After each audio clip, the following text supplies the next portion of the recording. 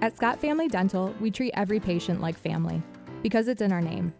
Our office culture is built on trust, comfort, and care, just like you'd want for your own loved ones. We don't sign contracts with insurance companies, so we can offer the highest quality dental care without compromise. That means your treatment is based on what's best for you, not an insurance plan. Scott Family Dental, compassionate care, lasting smiles. Visit scottfamdental.com to schedule today. We got a game, boys! This week on Sunday Night Football. The Atlanta Falcons clash with the San Francisco 49ers. Two of the NFL's premier running backs take center stage. Atlanta's Bijan Robinson and San Fran's Christian McCaffrey. Coverage at 7:30 Sunday, presented by Ace Hardware, downtown Midlands. Don't miss a moment right here on Sports Radio 100.9 The Mid. From the hometown heroes to the college legends to the pros on Sunday, 100.9 The Mitt is your home for wall-to-wall play-by-play coverage. High school football, basketball, and hockey. Region champions for the first time in school history. Michigan State football and basketball. Touchdown, MSU! The NFL, Thursday, Sunday, and Monday night primetime games. And don't think we forgot about your hometown team. The Great Lakes lose. That ball's over and out of here. 100.9 The Mitt. Have you noticed bad behavior has become normalized at interscholastic athletic events? Some fans seem angry. They lack civility toward one another. Some even get aggressive and unruly. Time out! What is going on? This has to stop. Let's not forget, school sports aren't just about winning. And they're definitely not an excuse to take your frustrations out on the official or the opponent. They're about teaching lessons like perseverance, respect, and empathy, so students can learn and grow as people, not just as players. We all have a role to play in setting a good example for our students and teaching them these important values. So fans, it's time to step up your game and behave positively at interscholastic athletic events in Michigan. This message presented by the MHSAA and the Michigan Interscholastic Athletic Administrators Association. Scrolling? Make it count. Want local sports content that actually matters? Yeah. 100.9 The Mitt is loaded with local highlights, viral plays, breaking sports news, and takes you can't get enough of. It's hot! Follow us on Facebook, Instagram, TikTok, and YouTube today. And you'll never be out of the loop on the Lions, Tigers, Pistons, Red Wings, Michigan State, and even the biggest stories in high school sports in the Great Lakes Bay region. 100.9 The Mitt, Mid-Michigan's sports leader. From the Blazy Electric Studios, this is Sports Radio 100.9 The Mitt, WLUN, Pinconning, Bay City, Saginaw, Midland. Michigan sports aren't just a game, they're a way of life. And now we've got a show dedicated to die-hard sports fans like you. Hosted by a guy who's borderline obsessed with the wins and losses of all your favorite teams. He's crazy. Every weekday morning from 9 to noon, Ben Bosscher brings you the talk that matters. The teams, the stories, and the players you care about most. This is the Ben Bosscher Show, built by Bresky Siding and Building Repair. Remember that.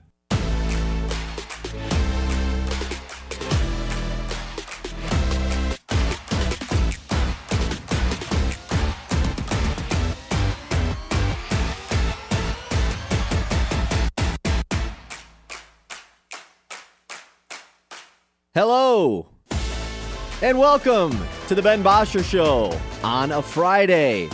Back-to-back days with no Ben Bosscher. That's all right. You're stuck with me, Kyle Sandel. Switching seats once again today. John Vicari is back for day 2 right here inside of the Blazy Electric Studios atop Dow Diamond. We got a fun day today. A ton of sports going on this weekend. We had some games last night. Playoff baseball. Thursday night football continues. A lot to prep for today, though. Both Michigan and Michigan State in action this weekend. We got to talk about the Lions, even though they're not in action until Monday night. So, of course, we will have some time to prep that on Monday. It's going to be a heavy Lions show on Monday once Ben returns. But we're going to start the show today. And of course, I have to mention as well, Pistons. We got some Pistons news to talk about because NBA starts next week. But we're going to start the show today, actually, talking about a team that season is over. Same thing we did yesterday because we have some news That's in quotes, fake air quotes, because it's not news, but man, this has become a riveting topic over the last 12 hours or so. And that is Tarik Skubal's future with the Detroit Tigers. We spent a ton of time yesterday discussing how you feel about this Tigers offseason. Do you feel optimistic? Do you think there was a lot of positive signs that lead to another successful Tigers year in 2026? And will they improve upon that in the offseason? Or are you feeling fearful about the way that the season ended and this front office and ownership group are not going to take things seriously? Well, one of the topics of those segments was the future of Tarik Skubal here with the Tigers. And we have a report yesterday coming from John Heyman with the New York Post, also makes appearances on MLB Network, reporting that Tarik Skubal / Scott Boras, his representation, and the Detroit Tigers have a $250 million gap in contract talks. A gap, not just a contract. That's how far off they are. $250 million would be a top 20 contract in the sport right now. Just that number.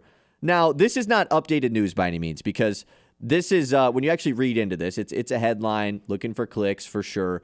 When you read into this, Heyman is talking about the deal that was made public prior to Skubal winning the Cy Young at the end of last season, when the Tigers offered him a contract extension that we never got the full year and number on it, but it was widely reported that this number was under $100 million. So you can assume this was probably a shorter term contract, a 3-year deal or something like that. So he is discussing that number that the Tigers offered Skubal a year ago, and now what is widely expected to be a number probably around $400 million for Tarik Skubal to be the highest paid pitcher in the sport, depending on the length of years, is a $250 million gap, maybe even a $300 million gap. So this is not breaking news by any means, but the fact that this is being pushed into the media right now is a sign from Tarik Skubal's representation and Scott Boras, who is widely known as one of the more notorious agents in the sport of baseball for getting his guys paid. The Tigers went through this an offseason ago trying to acquire Alex Bregman, who is represented by Scott Boras. It's difficult to bring those guys in on the deals that you want if you're the team.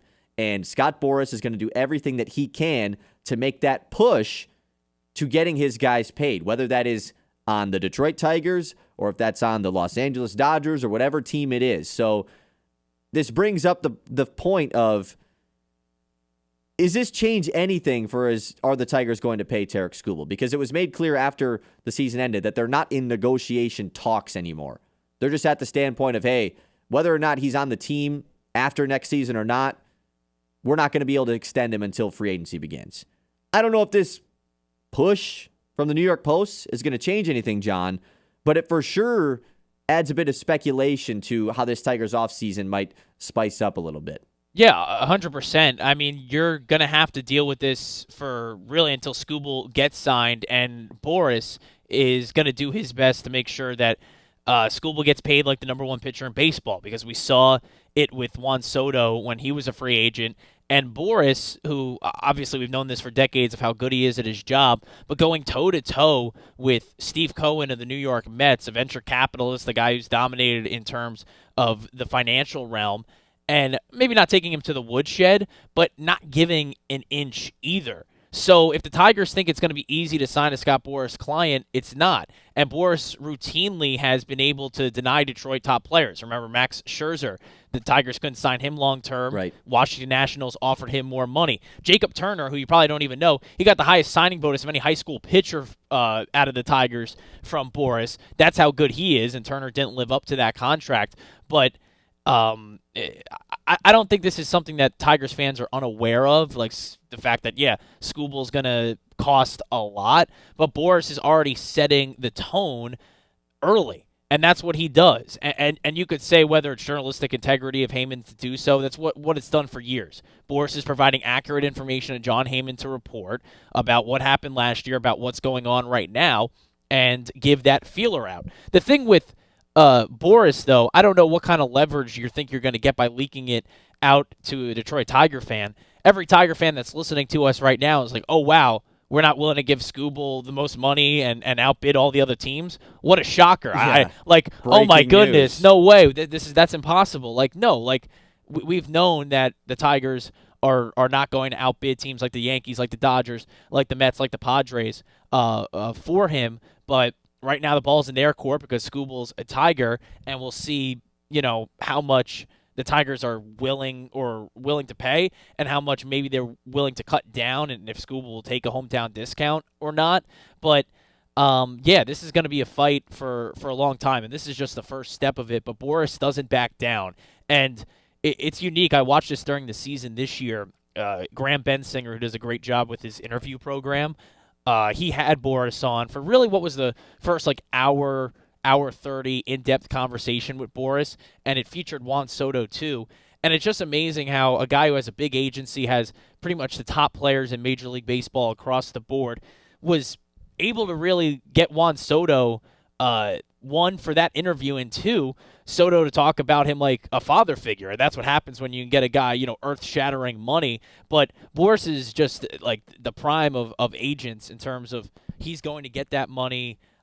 It's not a matter of when or how, it's a matter of when, I should say. So I don't think this changes anything, but it's going to be the thorn, the sign of the Illiches for the next year, and it starts now, which is amazing because we're only in mid-October. But they're gonna have to pony up if they want this guy, and Skubal deserves it, man. I mean, he should be the highest-paid pitcher in baseball by a considerable margin. Without a doubt. By a considerable margin. It's not like, getting $1 more million than whoever's the highest-paid pitcher in baseball right now. It should be a considerable margin because he's that considerably better. Yeah, I mean, when you compare it to something that happened last offseason, which was the Chicago White Sox dealing away Garrett Crochet year before he was eligible to hit free agency, the same year of Tarik Skubal.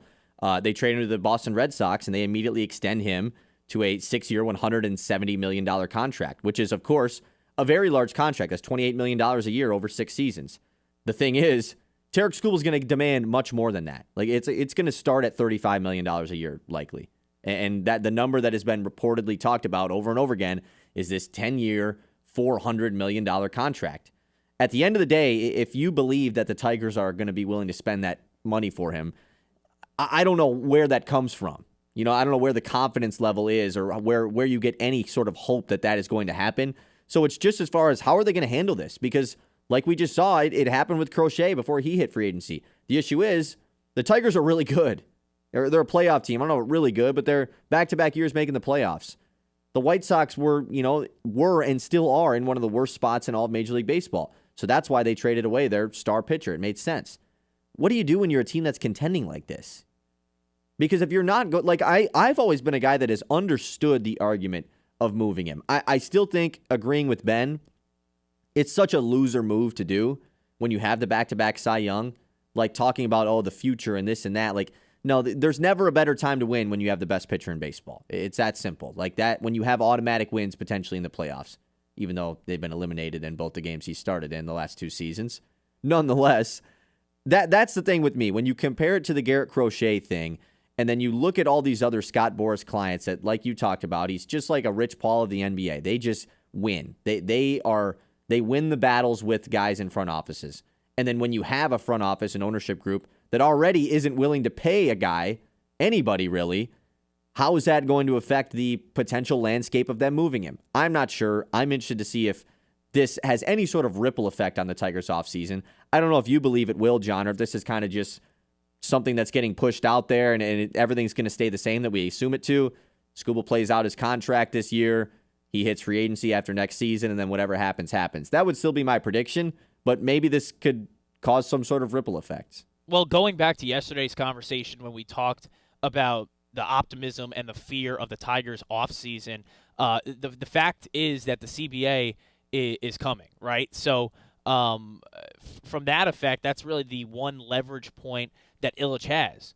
Okay, I agree with you that Skubal deserves a lot, and maybe I'll give him a lot of money, but I can't dish out whatever your expectation is to give him until I know that the collective bargaining agreement is solidified and there's going to be a season in 2027. So you could wait because the Skubal contract still has that length of time of next year to get through at the minimum. And, again, well, the CBA's looming. Why am I going to give big money? And Boris understands that from a business perspective. When he's been negotiating contracts in the past seasons, He's known that in the back of his mind, but he's, in terms of the Soto deal, knew, all right, well, you want him for this year, you want him for next year. This is your World Series window for a team that hasn't won a championship since the 80s. And who does that sound like? The Tigers. Get it done. And then that's what they did with Juan Soto and making him the highest paid player since, whoever it was, and Right. now is the highest paid player. So that's the one bargaining chip that Illich has, and what will inevitably delay this signing. And I mean, the Tiger, like baseball, not getting ahead of the collective bargaining agreement. Why would Illich get ahead of signing Skubal? No, you wait till the last moment and make it a bidding war. Why solidify your top guy now when you know you don't have the funds? And why would Skubal sign now as well? Correct. Correct. That's the big part. Well, that's the best thing too. As much money as he could get now, what the market dictates now, he could even get more. Imagine a third straight Cy Young caliber season. And what's saying he's not going to? I mean, really, collective reasoning says, okay, maybe there's a great crop of pitchers coming in the American League. Maybe there's a little more competition, but nothing from Skubal's performance say he's going to take a step back. He's just been that darn good.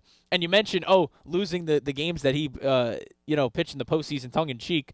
Yeah, like when your offense can't hit for 15 innings, it's a little tough to win. Yeah, exactly. Unless Skubal got a robotic arm and could pitch 15 innings. I mean, that's he did what he had to do. Of course, Tigers offense didn't.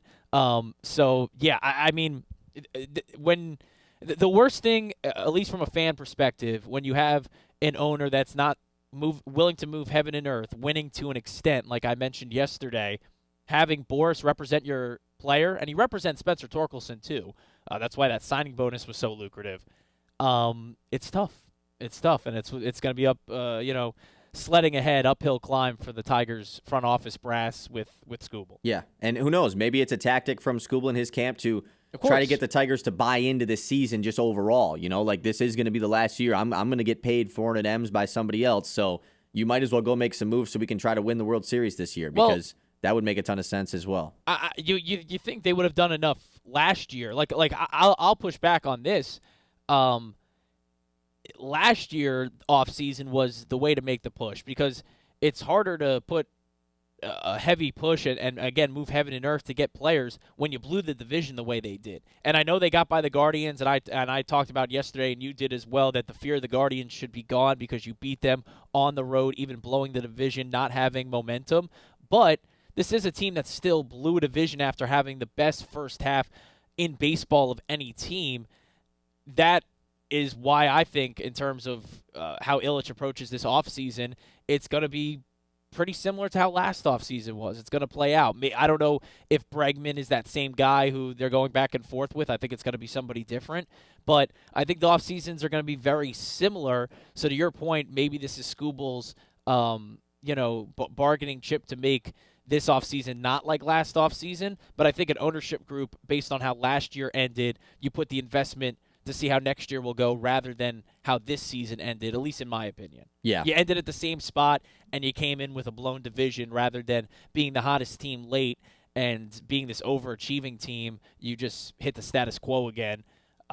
So, yeah, it's definitely it's something to monitor during the offseason. But, hey, good for Skubal. Get your money, King. He's going to get his money either way. That's the thing. It's whether it's from the Tigers, whether it's from the Dodgers, the Mets, the Yankees, whoever it's from, he will be getting his money. And obviously we hope it's from the Tigers. Not any breaking news here with this reporting, but it definitely just raises some eyebrows a little bit as far as what's going to happen this offseason with Tarik Skubal. 989-837-6125. That's the number to the Mitt messages. You can also leave a chat in the YouTube chat as well. We're live on YouTube. Just search 100.9 The Mitt. Let us know how you're feeling about this Tarik Skubal reporting this morning.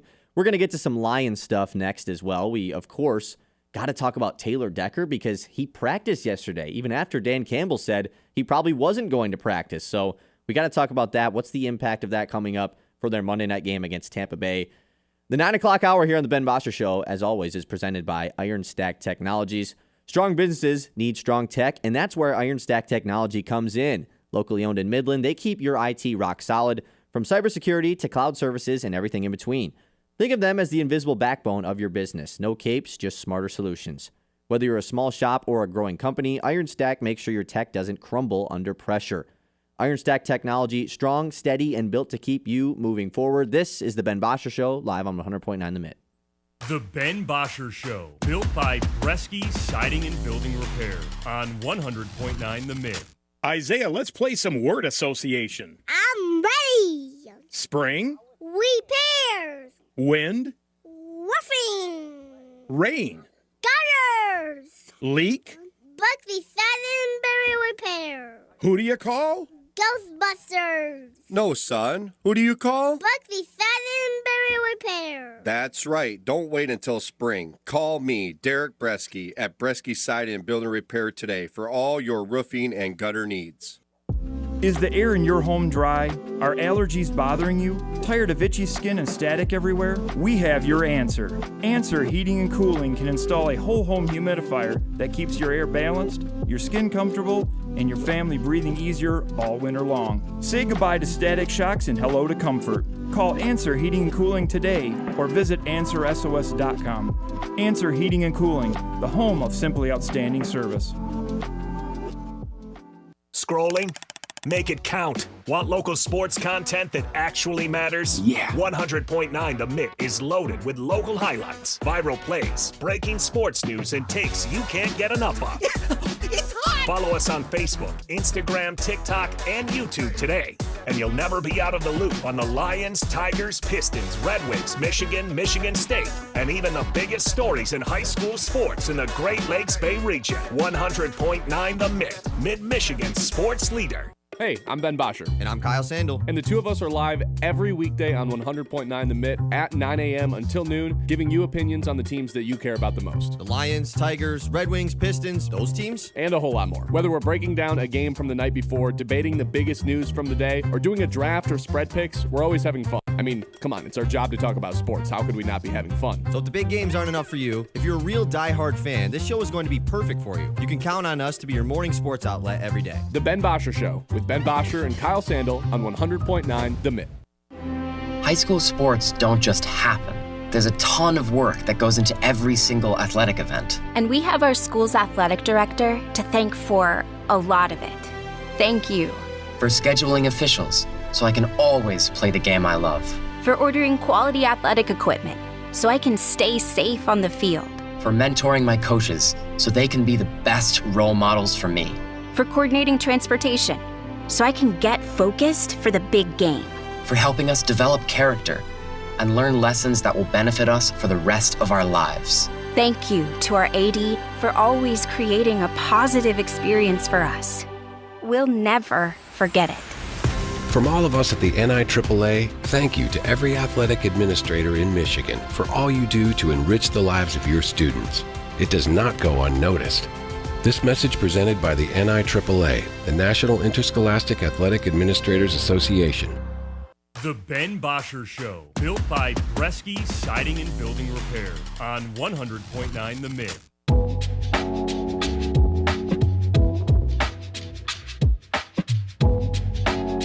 Lions Bucks Monday Night Football this week. It's back-to-back primetime games for Detroit ahead of their bye. The bye comes at a good time with the amount of injuries that the Lions have going on, specifically on defense. We're seeing that with Terry Arnold, obviously. Kirby Joseph has been in no practice this week, didn't practice yesterday. It was the same case for him, though, ahead of the game against the Chiefs. Didn't practice all week and then still suited up. So we'll see if that happens, but obviously re-aggravated that knee in the game against Kansas City. So we'll see if he's going to play. DJ Reader yesterday unexpectedly was a no practice. It was reported, though, that some of the beat writers did see him off to the side working with trainers. So going to keep a close eye on DJ Reader practice report today on a Friday. Obviously an extra day of practice for the Lions this week with the Monday Night Football game. But with Lee McNeil coming back, hopefully it's just a little bit of precaution for DJ Reader because they're going to want to bolster up that defensive line. But the big news, of course, comes with the offensive line. Taylor Decker returning to practice yesterday for Detroit. Pretty interesting because Dan Campbell goes up to the media before practice yesterday and says that they'd like to get him back out there on Friday. He said he wasn't supposed to practice yesterday, but they'd like for him to get some reps on Friday. Instead, he does practice yesterday. It was a limited practice, definitely not a full, but nonetheless, it's the first time that he's appeared at practice performing since September. You know, it's been quite some time since Taylor Decker has practiced. For a while, he just wasn't practicing and then was still playing in the games. Has missed the last 2 games, however. So this is the question I have for Lions fans. Do you play Taylor Decker this week? Because as much as obviously we'd love for him to return, and the spot of Giovanni Manu the first week, and then obviously he gets put on IR, Dan Skipper last week, it's a spot that needs upgrading. You need Taylor Decker to get back and get healthy, and if he is healthy and ready to go, how can you argue to not play him? The Lions' pass blocking has been below average per PFF the last 2 weeks when they're typically a top 10 unit in that. So are they going to be able to survive no Taylor Decker again this week if you want to wait it out another week before this bye and then get him back fully healthy against Minnesota in week 9? That's the question that I have, because it's interesting against this Tampa team who has plenty of injuries themselves.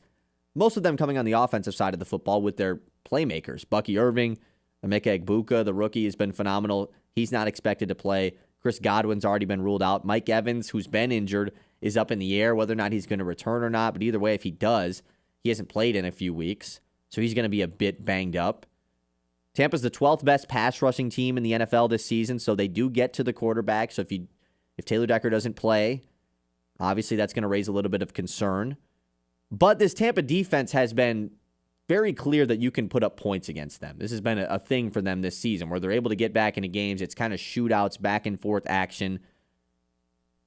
Middle of the pack team against the run, despite having Vita Vea, one of the better interior defensive guys in the league. So the Lions should be able to run the football on them with or without Taylor Decker. But yes, this is the part that I'm interested in, because Decker's return is very crucial. And we talk about how much it's going to impact the season, Ben and I, when he talked about all that retiring stuff.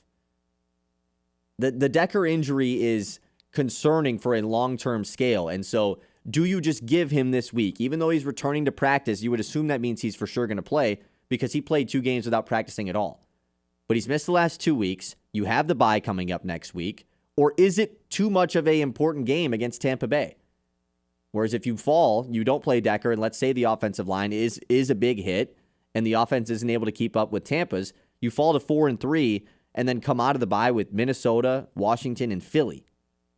That's a tough 3-game stretch to come out of the bye with when you're already at 4-3. You feel much better about it when you're 5-2. So, John, I don't know if this is something that you'd plan out necessarily as an NFL team, like, oh, we're going to schedule to sit this guy, because that's just not something that you want to do. Obviously, if guys are healthy and ready to go, you want to play him, and he does have the week of a bye to rest if he does play. But at the end of the day, this is a long-term play for the Lions, whether or not he goes this week. Yeah, I will say in terms of planning or how you forecast the season, you view it differently than every other, maybe not every other NFL team, but most teams that don't have the expectation of winning the division at the beginning of the season like the Lions do.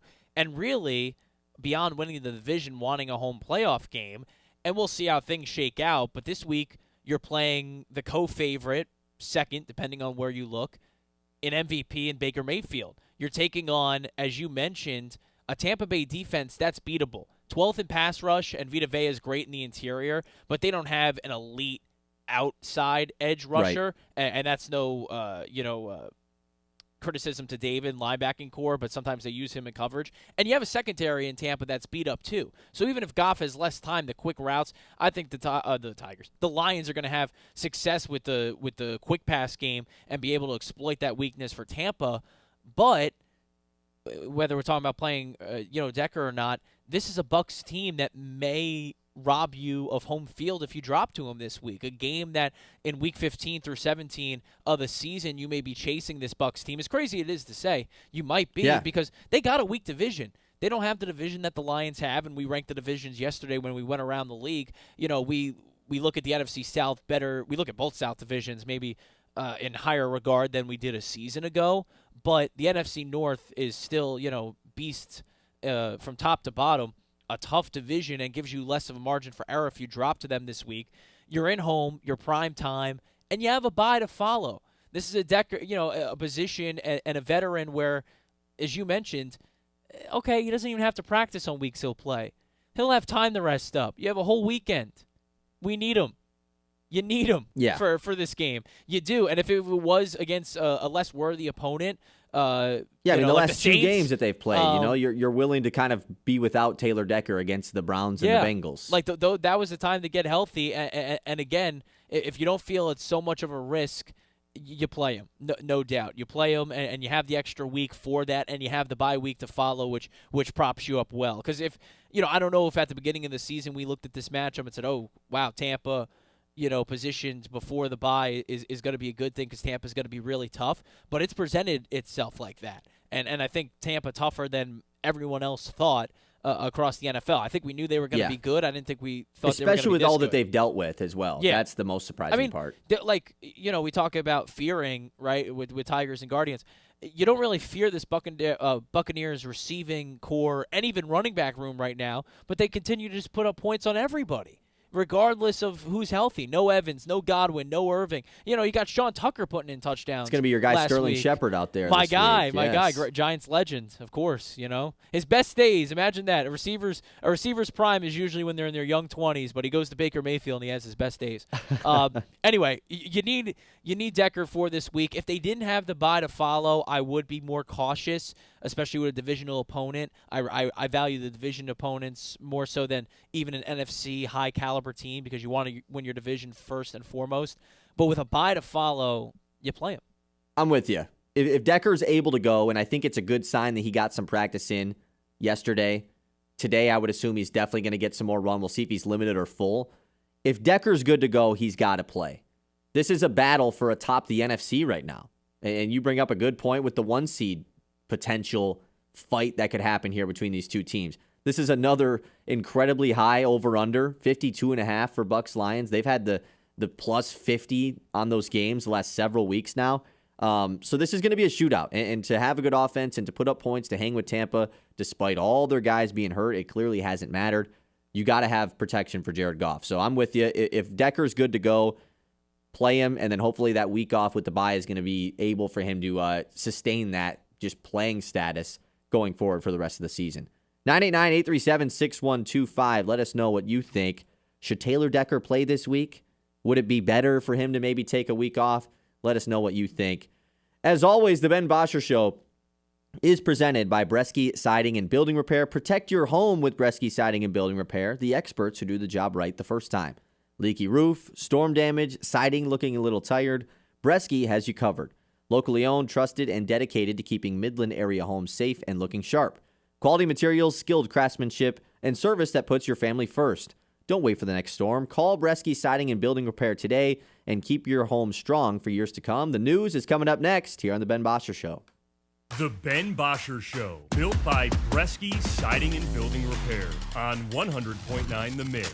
Hey sports fans, heading up north? Whether you're gearing up for the big game, hosting friends, or winding down after a long day, Hops and Schnapps is your ultimate beverage destination. With one of the largest selections of beer, wine, and spirits in Michigan featuring over 1,000 options from around the globe, we're your beverage experts. Plus, our friendly team is here to help you find the perfect pick. Visit us in Standish, Grayling, and Gaylord today. Hops and Schnapps, raise your glass, raise your spirits. Is your business protected, connected, and running at full speed? At IronStack Technology, they provide rock-solid IT solutions, cybersecurity, and support tailored for small and mid-sized businesses. From managed services to cloud migration and 24/7 monitoring, they've got your back so you can focus on what matters most, growing your business. Visit IronStackTechnology.com today and build your IT on a foundation of strength. IronStack Technology, IT that works as hard as you do. Broken appliance? Don't panic. Call Mr. Appliance. With a 4.9-star Google rating, our expert service professionals deliver speedy service with a 1-year done-right promise, so you can count on long-lasting repairs. We treat your home or business with care, no mess, and no trace left behind. Ask about our appliance wellness program to keep things running smoothly year-round. Visit us online at MrAppliance.com for easy online scheduling and local contact information. Mr. Appliance, speedy, trusted, guaranteed. At First Class Epoxy Floor and Counter,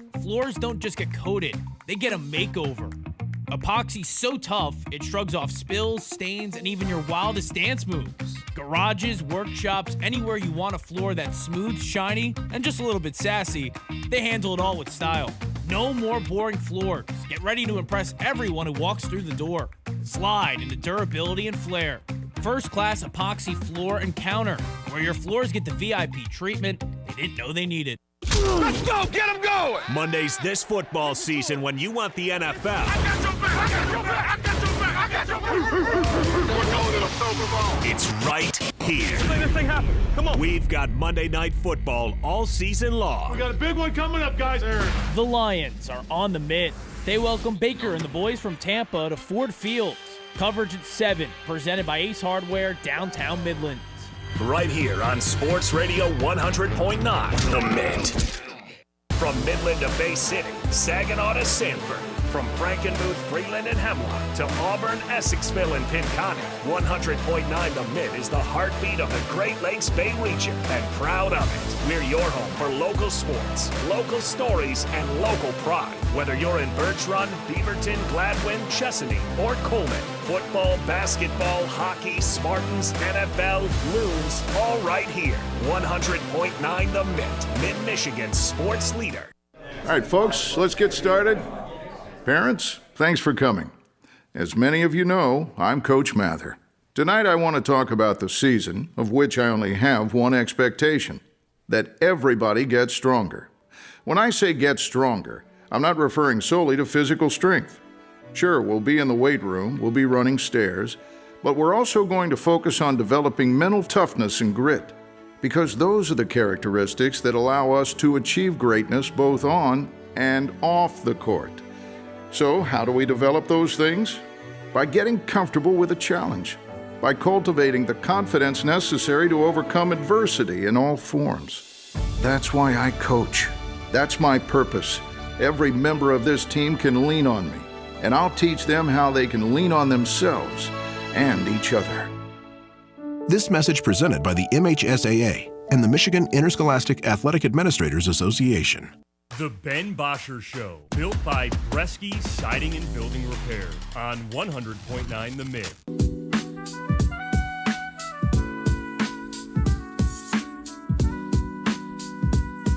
A fall Friday here on the Ben Bosscher Show with no Ben, Kyle Sendel, and John Vicari filling in. It's just about that time to hit the news. The Mitts Morning Catch. Welcome back, John. What a time. What a time. As I'm trying to find it. There we go. There we go. There we go. Hi. All right, Day let's 2 do of it. this, you know? Yeah, and that was actually worse than yesterday, which is saying something. But let's do it. It's the mid-morning catch. And, you know, with that baseball glove that's nicely on this graphic, we got to start with a little baseball. A lot going on last night. A lot of sports. You had the NLCS and you had the ALCS last night, too. We'll start with the NLCS and our Dodgers going up 3-0 in the series with a 3-1 victory against the Milwaukee Brewers. Tommy Edman with a go-ahead single in the 6th. That got Jacob Mizorowski out of the game. Mizorowski from Milwaukee, who they use in a bullpen role, he struck out 9 yesterday. He was fantastic. He's unreal. A young stud that's going to, for years to come, just be just unbelievable. He's pitched in this ballpark, too, by the way. He only started about 4 or 5 games with the Wisconsin Timber Rattlers, but one was here against the Loons, and his stuff is the best stuff that I've seen live, like being directly behind home, of seeing anyone. that slider. Yeah, I don't know. It was before your time in terms of him being here, but he was extraordinary, and he was last night, but Tommy Edman with the go-ahead single, and Dodgers pitching was just great. Tyler Glass now with 5 2/3. Roki Sasaki has moved into that closer role brilliantly. He closed it down the 9th with a couple of Mookie Betts defensive plays. Did the Brewers take a game, Kyle? This was the one to take, I think. It was tight for a while. It was 1-1 for the longest time. I don't think so. I think it's done.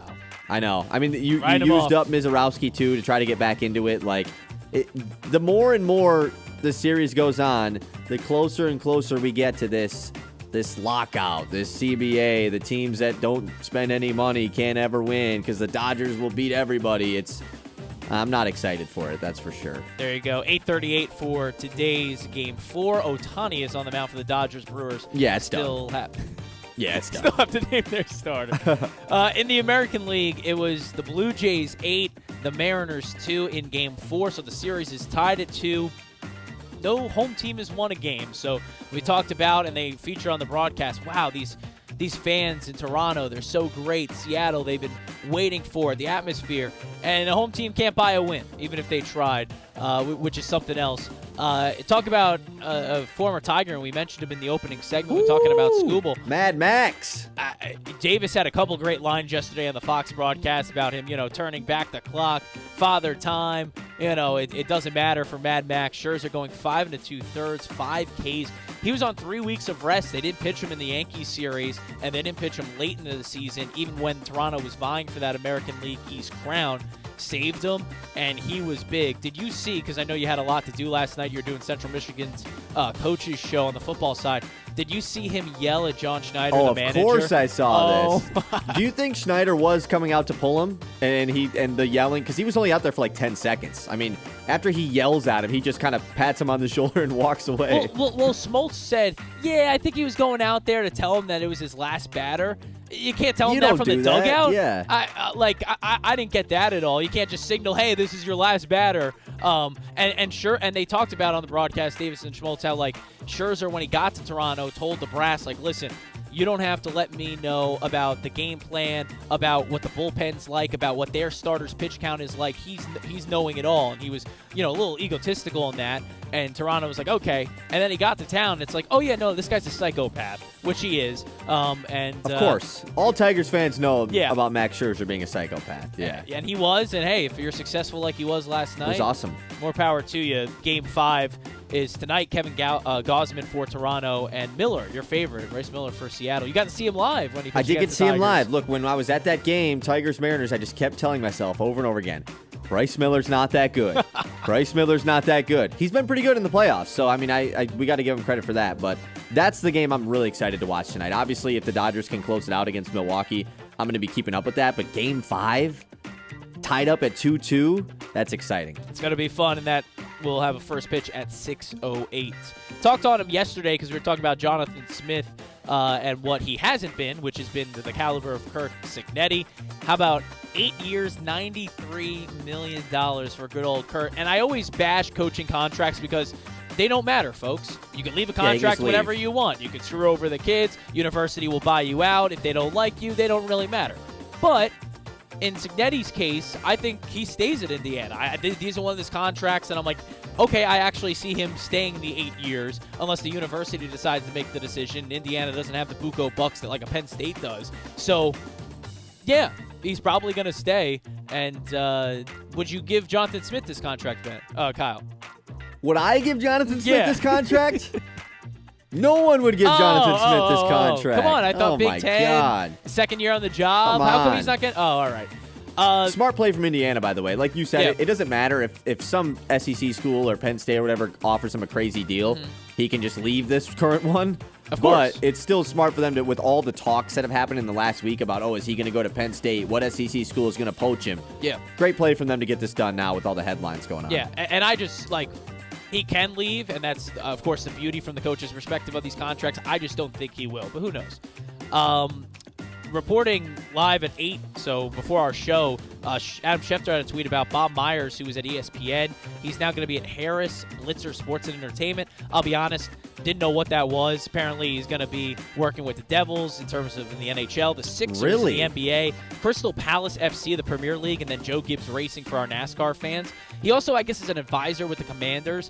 My takeaway What's he not in? Yeah, my takeaway is glad that ESPN's, that pregame show is going to get derailed by Inside the NBA anyway. I didn't enjoy him on TV. I was going to say, did you like him on the pregame? No. You guys watch him more than I do. Bob Myers is an intelligent, super, it's nice to get that perspective, I'll say that, having the former GM on the booth. Yeah. Really boring, though. Yeah. Super duper boring. Yeah, and my disdain for him, not disdain, just I think boring is the right word. When we used to be an ESPN affiliate, on the weekends, they'd always replay an interview with him. And it was the worst thing ever. It was they replayed it for months because they didn't have programming, but now we're with a better partner in Fox Sports Radio. Of course. Speaking of the NBA, your boys, the Pistons, now 2-2 in the preseason, 119-98 win over the Washington Wizards. My guy, Kadari Richmond, did not play for the Wizards. I can't believe that. No run for the worst team in the league. Oh, that's a bad tough. sign. That's tough. Sign. But Justin Champagny, my boy from St. John's, got some run for the Wizards, so that's okay. That's what matters. You did not watch this yesterday, right? You had too many. No, I did not tune into the Pistons. Wow. It's the first Pistons preseason game this year I've yet to watch. But yeah, there was too much going on. But I saw some highlights. Jalen Duren had himself a big game. We're going to talk a little bit about the Pistons in a little bit with some news that came from them as well. Yeah, and finally, at LCA tonight, the 3-1 Detroit Red Wings. They're taking on the Tampa Bay Lightning, who are 1-2-1, usually a big threat, even with the down year last year. Andre Vasilevsky in net. Looking at Vasilevsky's game logs through the early going, man, it's been rough. He was injured to start the year, but he was ready for the opening game. He has not looked great. The defense in front of him hasn't been Tampa Bay caliber. So if this, it's, maybe when you look at the beginning of the season, have Tampa Bay and Florida back-to-back, the two Florida teams, that doesn't sound great. Right. But the Red Wings took care of the Panthers, and then this is the time to beat the Lightning. So hopefully at LCA tonight, the Red Wings can improve to 4-1, at least get a point at the minimum. But 2 points would be sure dandy for the Detroit Red Wings at LCA. Yeah, the Red Wings stay hot, hopefully, because right now they're the lone team in Detroit that's going on during the week with no Pistons yet. Tigers are done. We just got the Lions on the weekend, so we're looking forward to that. Thanks, John. That's the Mitts Morning Catch, Kyle. Boom. I don't know if you've heard of it. I have. I'm familiar with it. You do a pretty good job at that. Better than you or no? Of course not. Of course not. I'm the king of the morning catch. Come on. But I don't do this better than Ben, so I'll give him that perspective. 989-837-6125. We're going to talk a little bit of NFL next. A little bit of parity talk in the NFL. Is it good that anyone can win the Super Bowl? We also got to touch on that Thursday night football game from last night a little bit as well. Before then, let's talk about Tommy's Express Car Wash. Give your car the glow up it deserves at Tommy's Express Car Wash. Fast, friendly, and freakishly good at cleaning. Roll in dirty, roll out sparkling. It's that easy. High-tech wash tunnels, eco-friendly soaps, and a ride that looks showroom fresh in minutes. Sign up for their Unlimited Club and wash as often as you want because clean cars just drive better. No appointments, no nonsense, just clean, quick, and kind of addictive. Tommy's Express Car Wash because your car called and it's begging for this. Locations in Midland, Saginaw, and Flint. We'll be right back here on 100.9 The Mint. The Ben Bosscher Show, built by Bresky Siding and Building Repair on 100.9 The Mint. Isaiah, how did you get all wet? I was playing in the rain. Son, you're in the house. It's not raining inside. Or is it? Yeah, it's in the kitchen. What? Oh no, the roof has a leak. Leak? That's a waterfall. We need that fixed now. Rexy Silent Brewery Repair can fix it. What, son? Any job, anywhere. Bresky can do it all. Call Bresky right now and get that roof fixed. And while you're at it, have him fix the gutters. Call me, Derek Bresky, at Bresky Siding and Building Repair today. In every town, there's a team that brings us together. A team that stands for more than just the game. It's tradition. It's family. It's where we belong. Because this isn't just baseball.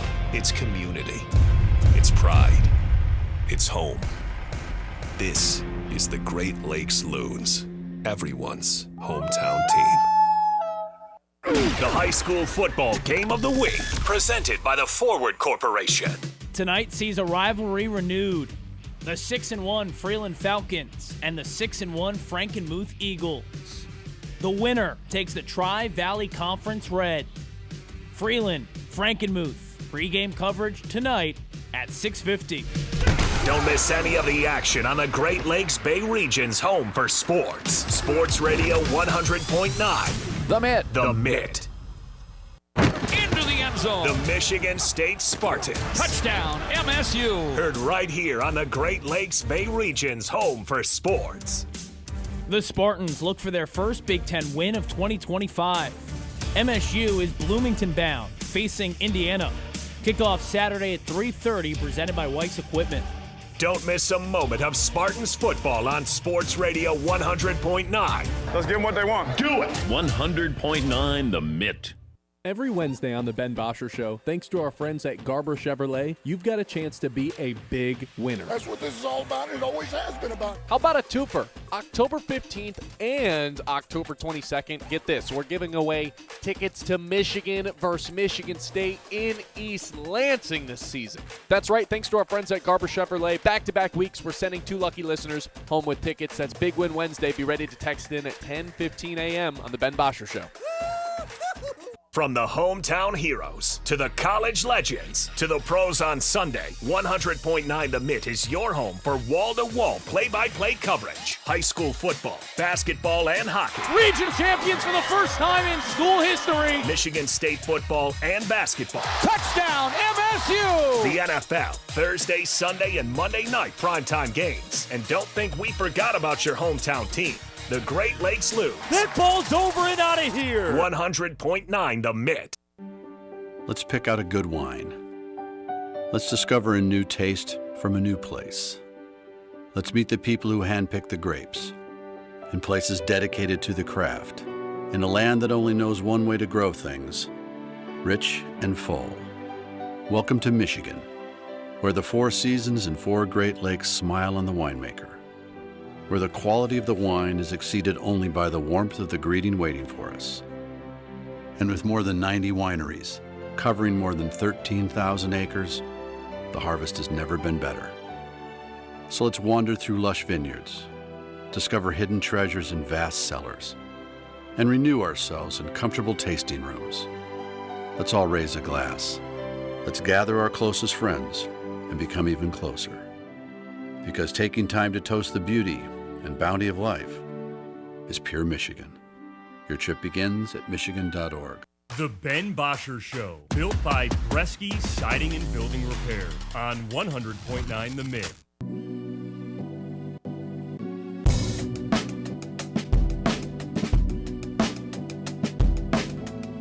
Man, what a football game we had last night. We've had these division battles on Thursday Night Football the last couple weeks. John's Giants upsetting the Eagles 2 Thursdays ago. And then last night, I told you one of my spread picks, Bengals plus 5.5. They just took it outright. I called this one, John. I even wagered US dollar on Bengals money line. Yeah, you were on the money last night with that. I watched the first, I'll be honest with the people. I watched the first quarter, then I went to baseball, and then I went to bed. But that first quarter, I was like, oh, Ben's not even going to come close. I wasn't worried about the spread picks. I was worried about the Flacco lock of the day, yeah. And I said, no chance. But then there was a chance. Yeah, this smashed in like middle of the third quarter, over 238.5. Easy hit. He gets well above 300 passing yards. And this was just an awesome game. Like, it was a back and forth action. Clearly, his indication was, I'm going to pass the ball to Jamar Chase as many times as I possibly can, even though the entire defense knows that I'm doing it. Like, it was actually an unreal performance. 23 targets, I think it ended up being for Jamar Chase. There was a play, I don't know if you saw this clip, where he passed it to Jamar on like a short little drag route across the middle, and Jamar dropped it, and Flacco just like was shocked. he gasped, and he looked at Jamar like a huge, like, wide open, just like, I can't believe you just dropped that. But he had a Cleveland flashback. He did. He's like, am I in the wrong Ohio town? Mike Tomlin, man, he just fears Joe Flacco, and that came to light again last night. Flacco's got their number, and you give him weapons. And the best part of that Thursday broadcast, on Amazon Prime, was that Tomlin's soundbite from Monday. Completely like, yeah, Andrew Berry's a moron, trading to a division rival. I couldn't believe they had a great antidote. They hadn't traded, an in-division quarterback move. That was the first one since 1974. Craig Morton from the Cowboys to the Giants. Oh, just across the NFL, not even specific to that division. Across the NFL. Wow. Kyle. I was like, whoa. Like that. Just doesn't happen, yeah. And, to Tomlin's point, too, Flacco's who you rolled out to start the season with. But, when you got Shador waiting in the wings, and I understand it, you got to move him. They go to Gabriel. Never mind. Good bit. Thank you. It was still your week 1 starter, Yes. and I understand the Browns are having a bad year. The Bengals are also kind of having a bad year, so it doesn't necessarily matter. But, like to Tomlin's point, it's 2 division rivals. Like, these teams don't like each other, especially in this division. These guys really don't like each other in the AFC North. And that was made evident last night. A lot of Jalen Ramsey, Jamar Chase, back and forth action. Aaron Rodgers, though, and versus Joe Flacco, the icy hot bowl, they were calling it. won by Joe Flacco. As Noah said in our YouTube chat, the Unk Bowl, Yes, the Unk Bowl. The Unk Bowl. I told you yesterday, I teased it in the promo, combined age of 81. If that doesn't get the juices pumping, I don't know what That's does, actually Kyle. crazy. I don't know what does. All right, John, we talked yesterday about what's easier to win, NFL or MVP. Not easier to win, easier to repeat in, go back-to-back. And this sparked a little bit of a discussion about how much parity there is in the NFL. Like, can random teams go to the Super Bowl? Not really. We don't see it very often. And you had something you wanted to touch on about this. Yeah, I mean, just looking at this weekend's forecast, and maybe I preface this, and I want to hear from the people, 989-837-6125. Like, is there a must-watch, besides the Lions who play on Monday, a must-watch game this week? Like, when you don't have these, I don't want to say like dominant teams, but like teams that have the brand, that have the quarterback, like the matchup we're getting excited for or supposed to is Chargers-Colts. Like Daniel Jones is supposed to be the game of the week this week. I don't know necessarily if that's good for at least me. Like the ratings, I don't play this game with the NFL anymore. They're going to draw if Jacksonville and Carolina are in the Super Bowl, right? Like there's no issue with that. But from like just the interest, like you watch it without interest, you're doing other things. That's me this weekend. I'm going to be locked into the Giants at 4 o'clock, but my 1 o'clock window, I'm going to be wide open because nothing's moving my needle. And we'll get to this around the league about what to watch for this weekend. And I'm kind of grasping for things. I don't know if just having teams in it at this point of the season's good for the NFL, but just not having, and maybe it's a quarterback issue, these teams that you go to that are big brands and the quarterback just with all the injuries and the upheaval. Like last night you're watching a divisional matchup between Aaron Rodgers and Joe Flacco, Steelers-Bengals. I don't know. I know it's the NFL and we watch it regardless. My interest level without some of the top flight quarterbacks playing right now is just kind of dwindling down, and maybe it's because we're in postseason baseball. You're just not a football lover then. I think that's again, and maybe that we rephrase the topic. I don't care if it's Spencer Rattler versus Jacoby Brissett. I'm watching that. I don't know. Maybe it's just a falling out of love with it over the last couple of years for me. Where I think you're pumped for that. I know our boy Ben is. Is this a Giants thing? I think it might be. Like when your team is bad, does it just take the life out of you for other matchups? Like I don't know. Like. Well, in a couple of weeks, if the Giants actually turn things around and Dart and Scadaboo continue to be the saviors that, Giants fans have been longing for, maybe I am into the Spencer Rattler and Dylan Gabriels of the world. But right now, that 1 o'clock window's butt ugly. Yeah, I will give you that. The 1 o'clock window this week is it's not a lot of crazy good games. Eagles-Vikings has potential to be good, but once again, you talk about the quarterback thing.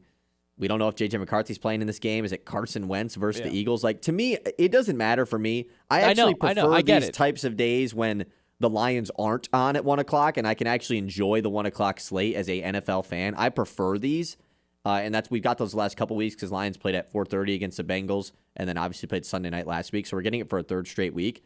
I prefer this. But, yeah, the 1 o'clock slate, I mean, You have Rattler versus Caleb in the Saints-Bears matchup. Well, you're not excited for Patriots-Titans? It don't move my needle. Panthers-Jets? Don't move my needle. Don't-Browns? Maybe Drake May should. I don't know. A lot of tough games. But the Rams-Jags game being the London game is a little tough. Like, that's going to be a good game. I would prefer – I do kind of agree with Ben's take of that should be the bad game. Like, how is Dolphins-Browns not the London game this week? I mean, at the beginning of the year, you really thought Jacksonville. How is Panthers-Jets not the London game this week? Jacksonville's got to get a London game. Yeah, you're right. I mean, they're the home team. You got to schedule them at least once. You gotta. It's a good point. Ideally, Ben's right. You send the Browns there every day or every Sunday. It's just the Browns play like 4 games there, but can't do that unfortunately. They're Jacksonville's team. Got to spread the rep. Yeah. Well, by the way, that too is that sustained by data? Like I know Jacksonville goes and plays. They just played the most years there, or most games there. But are there like Jaguars bars or pubs, I guess, or whatever British people do? See, I don't think so because I remember last year, this was either last year or the year before when it was Bears-Jags in London. Yeah. The entire arena was Bears. It was Bears jerseys, fans everywhere. Like, are they just all Jacksonville fans over there, or are they just going to watch whatever team's over there? And the Bears are a bigger brand, obviously, so... I mean, this will be the litmus test, right? Because LA doesn't really, I don't think support their NFL teams to this extent. So we'll see what the crowd looks like. So if that's the reason I get up a little early, maybe that is. But Yeah, I don't know. I'm just not moved. Maybe I'll be moved in a couple weeks. Maybe when the Giants are. Yeah, the Giants just got to pick things up for you to.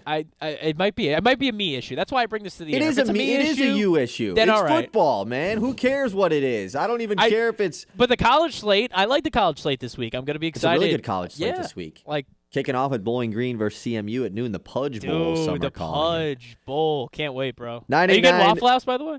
Oh, of course I'm getting Waffle House. Oh, really? Of course I'm That's getting crazy. Waffle House. 989-837-6125. Coming up, we got to talk about one of those college games, Michigan versus Washington. Are the Wolverines looking past this game a little bit? That's coming up next. 100.9 The Minute. The Ben Bosscher Show, built by Bresky Siding and Building Repair on 100.9 The Mid.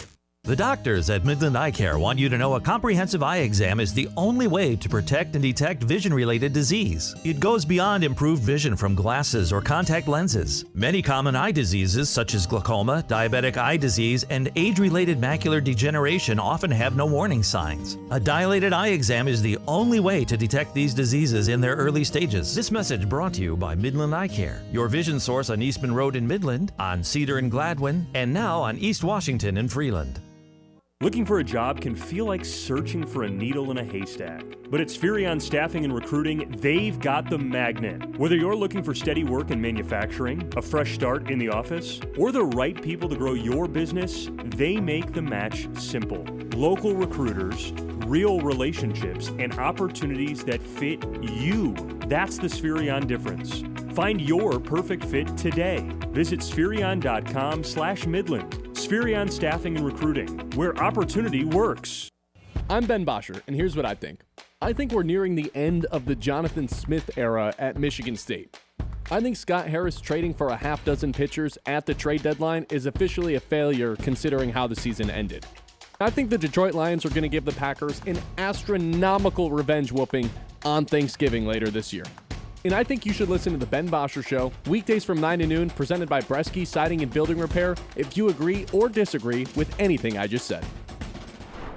We're in your town, your school, your huddle. 100.9 The Mid is here for sports fans in the Great Lakes Bay region. From the hardwoods of Saginaw to Midland's Friday Night Lights. From the streets of Bay City to Freeland, Frankenmuth, and Hemlock. We roll through Beaverton, Auburn, Pinconning, Essexville, and Shepherd. All the way to Gladwin, Birch Run, Coleman, and Bridgeport. This is your sports station. High school, college, NFL, the Looms. It's all right here. 100.9 The Mid. Mid-Michigan sports leader. They tell us we're more connected these days. We have cell phones, email, text messaging, yet we've never felt more disconnected from the people we care about the most. We need a place that's all about bringing us together. Say hello to the Great Lakes Bay region, where towns like Saginaw, Midland, Bay City, Birch Run, Chesaning, and Frankenmuth help us leave behind the overscheduled world we live in and visit a place we haven't seen in a while. One where the people make us feel right at home.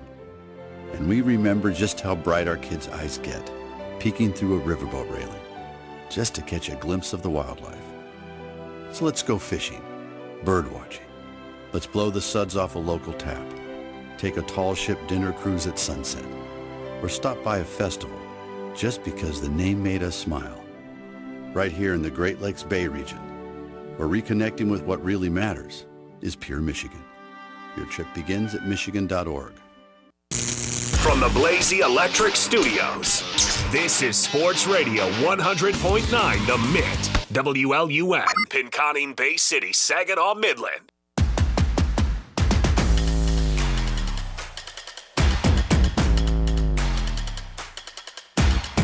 Ten o'clock hour here on the Ben Bosscher Show, live on 100.9 The Mid. If you're listening to us in your car, on the radio, you can also listen to us on YouTube or Facebook. Give us a subscribe button. We're trying to get to 600 subs. Hey, could we do something crazy? Could we get to 600 subs before Ben is back on Monday? Give you the rest of the 3 days, 25 subs. That's a lot in 3 days.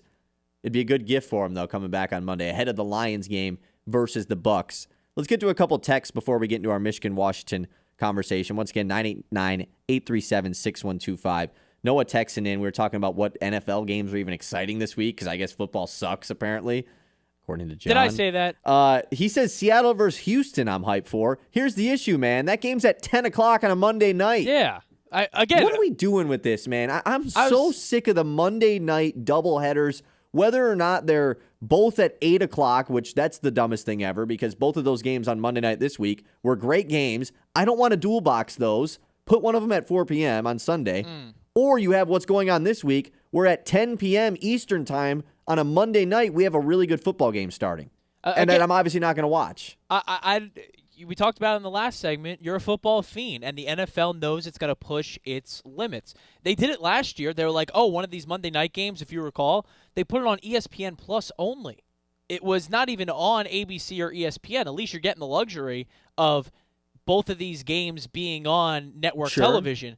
If they're both on ABC. If one of them's on ESPN, then it's cable, obviously. But last year with ESPN Plus, they put it behind a paywall. They put one of those guys. I'd have to recall the game, and it didn't do well ratings-wise. There's probably some stinker game, probably. But that's that's what ESPN tried to do because it's like, all right, we have these games in terms of our deal. Let's put one behind a paywall. But this is what the people asked for. They wanted more football, and you give it to them. And they are stripping away, and maybe that's the larger point rather than the parity point.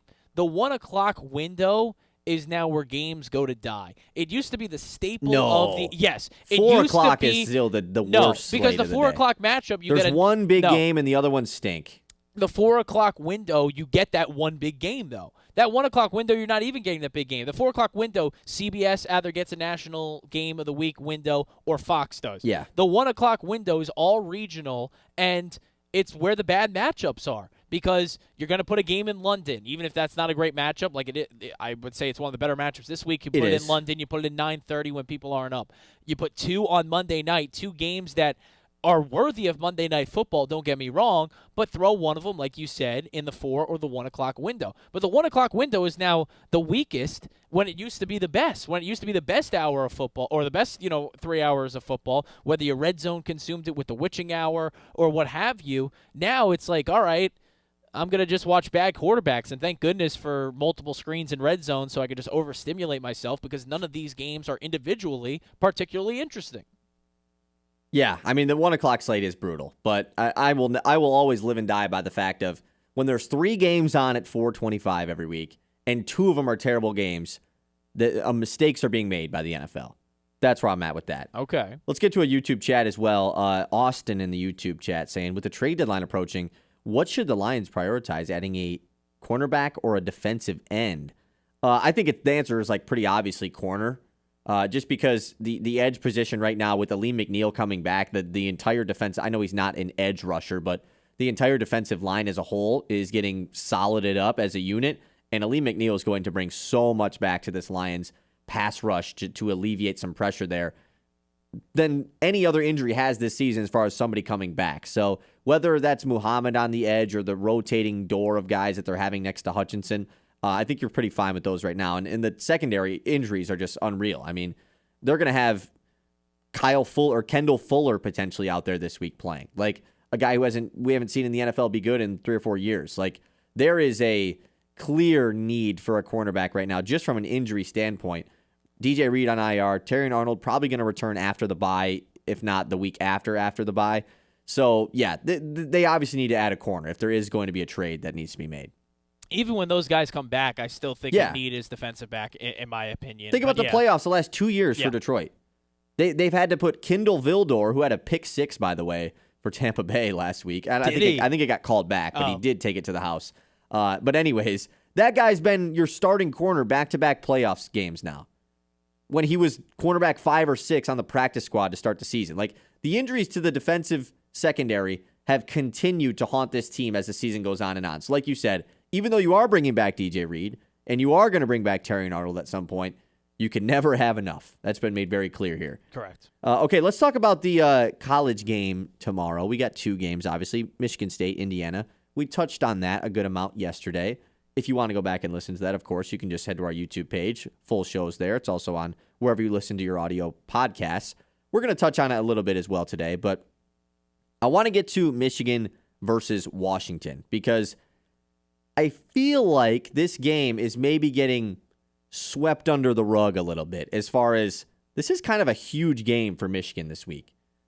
Obviously, the big-time matchup was a week ago with USC, them going on the road. They were underdogs for the first time since playing Oklahoma. And that was a chance for Michigan to potentially show themselves that they are part of the top of the Big Ten.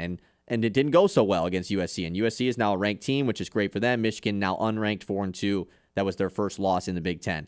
This game against Washington, though, which Michigan is now 4.5-point favorites in, it's been moving a little bit, comes at a time where Sharon Moore's approval rating is up in the air. If Michigan were to lose this game against Washington this week, ahead of the game against Michigan State, when MSU is playing with a coach that has got nothing to lose at that point because he's probably going to get blown out by 40 to Indiana this week, and then he has a chance to maybe save his job against his rival at home, a team that has lost 2 straight if Michigan does, like that's a little bit scary. This Washington team is definitely an underrated team here in the Big Ten. They've only lost 1 game so far, and it was against a really good, of course, Ohio State team. 24-6, they lost that game. They're 7th in the nation in run defense, and Michigan, we know, loves to hang their hat on their ability to rush the football. Justice Haynes, obviously, you'd love for him to suit up this week. Dealt with an injury last week, but nonetheless, Jordan Marshall's a great backup for Michigan. He's gotten a lot of run. The Washington defense as a whole is not some spectacular unit. You can pass the football on them, but their run defense is stout. They stopped a run. And their quarterback, Desmond Williams Jr., has been a really good dual threat this season. Maybe something that you kind of want Bryce Underwood to develop into at some point from his ability to do it with his legs and through the air. One of the more underrated teams in the Big Ten right now. And I feel like with Michigan's schedule the rest of the way, you look at who they have opponents-wise leading up to Ohio State, this is by far their biggest game up to that point. So this can go one of 2 directions. This either leans in the, man, Michigan really can't beat any good teams if they lose this game to Washington. They're just going to beat up on the bottom teams of the Big Ten, like Michigan State the week after, and Purdue and Northwestern, and then get to Ohio State and see what happens there, because we all know anything can happen in that game. Or this is really the last true test for Michigan to show that they can beat good teams in the Big Ten before Ohio State. If they're able to beat them handily, which they're 5-point favorites, so if they win by a score, you feel pretty good. They run the football well against a good run defense. Then you feel good about Sharon Moore going into this Michigan State game and them able to get on a little bit of a run. We talked about it with the USC game last week. This wasn't a must-win game for Michigan. With their schedule and with their ability to beat Ohio State like we know they can do, dropping a game in the Big Ten isn't a big deal. Now, dropping back-to-back games in the Big Ten against the 2 good teams you have left in your schedule before the Maryland, before Ohio State, they're fine. That's obviously an issue. So I think this is a pretty sneakily big pressure game for Sharon Moore and the Wolverines. I do too, and you bring up a great point with the rush defense, and okay, Washington coming off a game against Rutgers and Maryland who don't run the ball well. Even in that loss to Ohio State, they kept them contained. And Michigan's identity is rushing the ball. You and Ben talked about, like, oh, what's Michigan's identity? Is it, the $1 million, multiple $1 million man in Underwood, or is it the run with Haynes? You got to establish the run if you're Michigan, and even Ohio State couldn't. And by the way, side note, Ohio State's running back's name is Bo Jackson. Do we know that's Bo Jackson? That's what when I was looking through these game logs to see what they did. That was the leading rusher, 17 rushes, 80 yards. So we have to investigate that. But Kyle. Yeah, I mean, just looking at their schedule, this is the test to get. This is the matchup really to keep your playoff hopes alive, because I know Michigan fans already write a W into the Ohio State column, but they're the number 1 team in the country for a reason, so you can't guarantee anything there. And the schedule to follow is not great. This is definitely a prove-it game at home, but against a good Washington team. So, yeah, the pressure's on, because and you don't like to write wins before they happen, because I don't think anyone thought Northwestern was going to beat Penn State this year, and UCLA for that matter too. But the rest of the schedule is very generous to the Wolverines based on how the lower rung of the Big Ten is performed this year. So this is the game to get. And, yeah, the pressure is on, just because I think – felt good going into that USC game about what Underwood could do, even against worthy opponents, not just beating up on the early season games that they had. And they couldn't really tap into Underwood. He made some plays in that USC game, but really at the crux of it, they couldn't establish the run the way they wanted to. And you're going up against another great rush defense. If this was a Washington team of old, where it was great receivers, but their defense is kind of like Swiss cheese in a way, you're not as worried, but how Washington has played out this season, and I know it hasn't been the biggest sample size, but I think Ohio State's enough of a sample to call them an elite rush defense. They have been, and that's what you're going up against on Saturday. Yeah, and I think that it's also a good spot for Michigan, too. Like, it's not just the pressure's on in a bad way. Like, this is a good spot for them to prove that they can beat some of the better teams. I think Washington is one of the more underrated teams in the Big Ten. Mm-hmm. This is a good team. This is a big game for Michigan. I think that they can prove a lot of things this week going into this next 3-game stretch where they really should handle their next 3 opponents following this Washington game to show the rest of the league. 'Cause they did it against Nebraska, which, that's a good team. Like that, I'm not saying that Michigan doesn't have any good wins this season, but to show you can bounce back off the loss after USC and beat a good Washington team at home, I think says a lot and can really get some momentum going for Michigan the rest of the way. All of a sudden, you walk into that game against Ohio State, you're 9-2, you feel really good because you've beaten Ohio State the last 4 years. So I think that this is a big spot for Michigan to continue their season and hopefully get on a little bit of a stride. Question for you now. We're ranking, because Washington's unranked coming into this matchup, but I know we don't really qualify the AP top 25. But Nebraska is in as the number 25 team in the country with the same record. Their loss being to Michigan. Washington's loss is to Ohio State, and I know Nebraska played Michigan very close. Right. You're going to rank Nebraska in the top 25 before you rank Washington? Yeah. What are we doing there? No? Washington was the third team out of they received votes to make the top 25 AP poll last week, which was funny because Nebraska gets the spot at 25, and the first 3 teams out are Illinois, Michigan, and Washington. So it was just like, what Big Ten team do we want to throw in here at number 20? No, I guess. And it's Nebraska Patrick of all Mahomes those? Jr., Matt Rule, he might go to Penn State. Let's give them a little bit of a headline, make them ranked. Who have they beaten? They have wins against Michigan State, Maryland. Michigan State, big win. They beat Cincinnati. Akron 68-0. Okay. I guess Cincy kind of puts them over. But it was back in week 1. That game was at Arrowhead. Okay. Weird game. It was week 0, actually, that game was. So, really? Yeah. I'm with you. I think Washington's a better team than Nebraska. Yeah. Michigan obviously is a better team than Nebraska. Illinois is up for debate. But, yeah, I think nonetheless, whoever wins this game between Michigan and Washington will find themselves back inside the top 25. Yeah, of course. But who cares? AP poll stinks anyways. 989-837-6125. Let us know. If you're a Michigan fan, are you feeling good? Like, do you have confidence that Michigan's going to bounce back this week and pick up a win against Washington? Or is that USC game got you feeling a little bit differently about how Michigan can perform against these better teams, these out west Big Ten teams? 989-837-6125. You can also drop a chat in the YouTube. The 10 o'clock hour on the Ben Bosscher Show, as always, is presented by Corning, a global leader in materials science right here in Midland. From the glass in your smartphone to innovations that power clean energy and advanced medicine, Corning is shaping the future. But it's not just about technology, it's about people. Corning invests in the community, supports local schools, and creates opportunities close to home. With a legacy of innovation and a commitment to what's next, Corning is proud to call Midland part of its story. Corning, creating life-changing innovations, one breakthrough at a time. We'll be right back on 100.9 The Mid. The Ben Bosscher Show, built by Bresky Siding and Building Repair on 100.9 The Mid.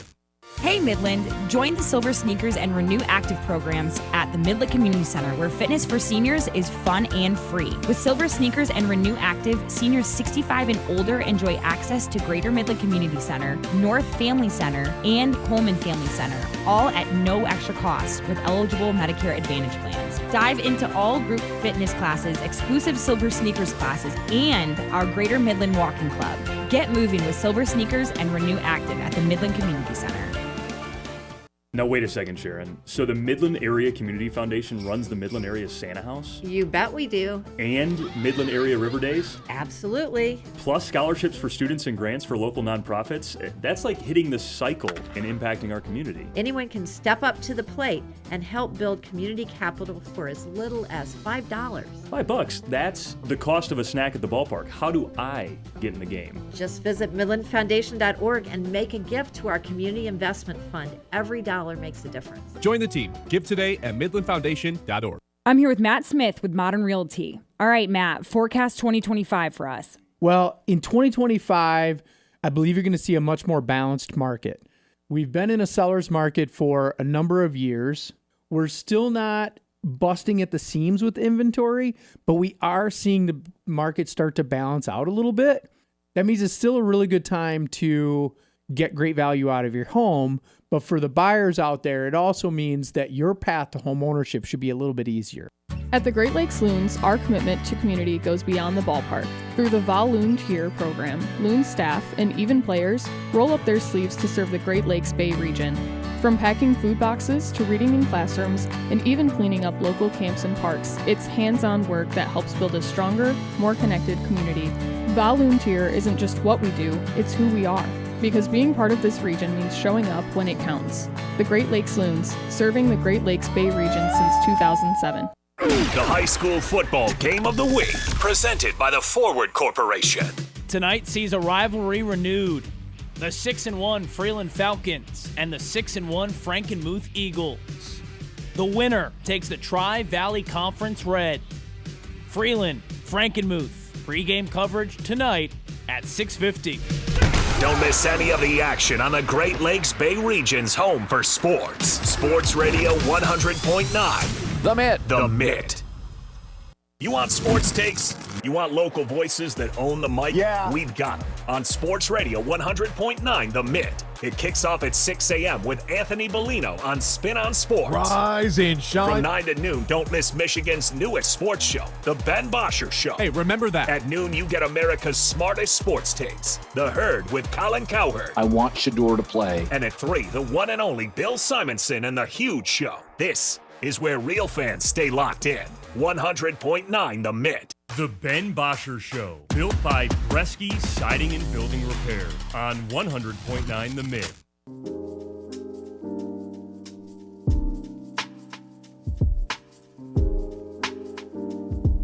All right, are you confident that Michigan's going to bounce back after their tough loss last week against USC, this week against a tough Washington team? They're back at home, noon kickoff at the Big House. We asked the people, are you feeling confident that they're going to get a win? First off, not at all from Mark. 7th best run defense and still not sure if they have Justice Haynes healthy. O-line was beat up by USC pretty easy. Ooh, no confidence at all. Yeah, I mean, the Justice Haynes thing really plays into this because obviously Washington's run defense, we talked about it, is really good, but you also probably pretty confidently have a top 5 running back in the nation, if not the best running back in the nation when healthy. So if that guy plays, you probably don't really care what run defense you're playing. I think that's pretty fair. Sure. Andrew says Washington can easily beat Michigan. Much better QB at Washington, to be honest. Talked about it. I think Desmond Williams is one of the more just his team has not gotten a lot of love, but Desmond Williams, his dual threat ability, he does it with his legs really well. It's like I talk about. Bryce Underwood, of course, someday is going to be a better quarterback, but kind of the type of QB that you want him to turn into is what Desmond Williams is right now at Washington. So it sounds like not a ton of confidence there. We got some Go Blues as well. So there you go. I would hope so, coming from Josh. So it sounds like obviously the hopefulness is still there, but the confidence in Michigan maybe not so high, which I think that's fair based on the way they've performed so far this season. Yeah. I mean, coming after last week's game, out west game, returning home, maybe you have more confidence, but you saw how USC was able to limit the run, and if you follow Washington, that rush defense, as we laid out, is pretty darn good. So, I mean, if this comes down to the quarterback matchup, say Washington's able to contain the run game of Michigan and Haynes. If it comes down to the quarterback squaring off late, I don't know as a Michigan fan if you feel you have an advantage, right? I don't think you do. No, and it all depends on what Sharon Moore's plan is as well. Like, maybe you do feel you have the advantage from a raw talent perspective, but Sharon Moore has been obviously unwilling to kind of let Bryce Underwood take over a game, which I'm not saying that that's the wrong choice because at the end of the day, he is a true freshman quarterback playing in the Big Ten. Yeah. Like, that's not an easy thing to do. But this week against Washington, you feel that you are the favorites in this game, which is nice. Washington does have to come over and play at 9 a.m. their time in their own heads here at noon in Eastern time, which I think that always plays into things a little bit. So, yeah, I think that it all comes down to Haynes, of course. That really is a huge factor in this game. And maybe the line gets moved a little bit if he's unable to go. But like I said, Jordan Marshall's a fine backup. Definitely was pretty good last week against USC when he's gotten run. He's been good this season. But Justice Haynes playing yes or no is really the main factor in this game for Michigan.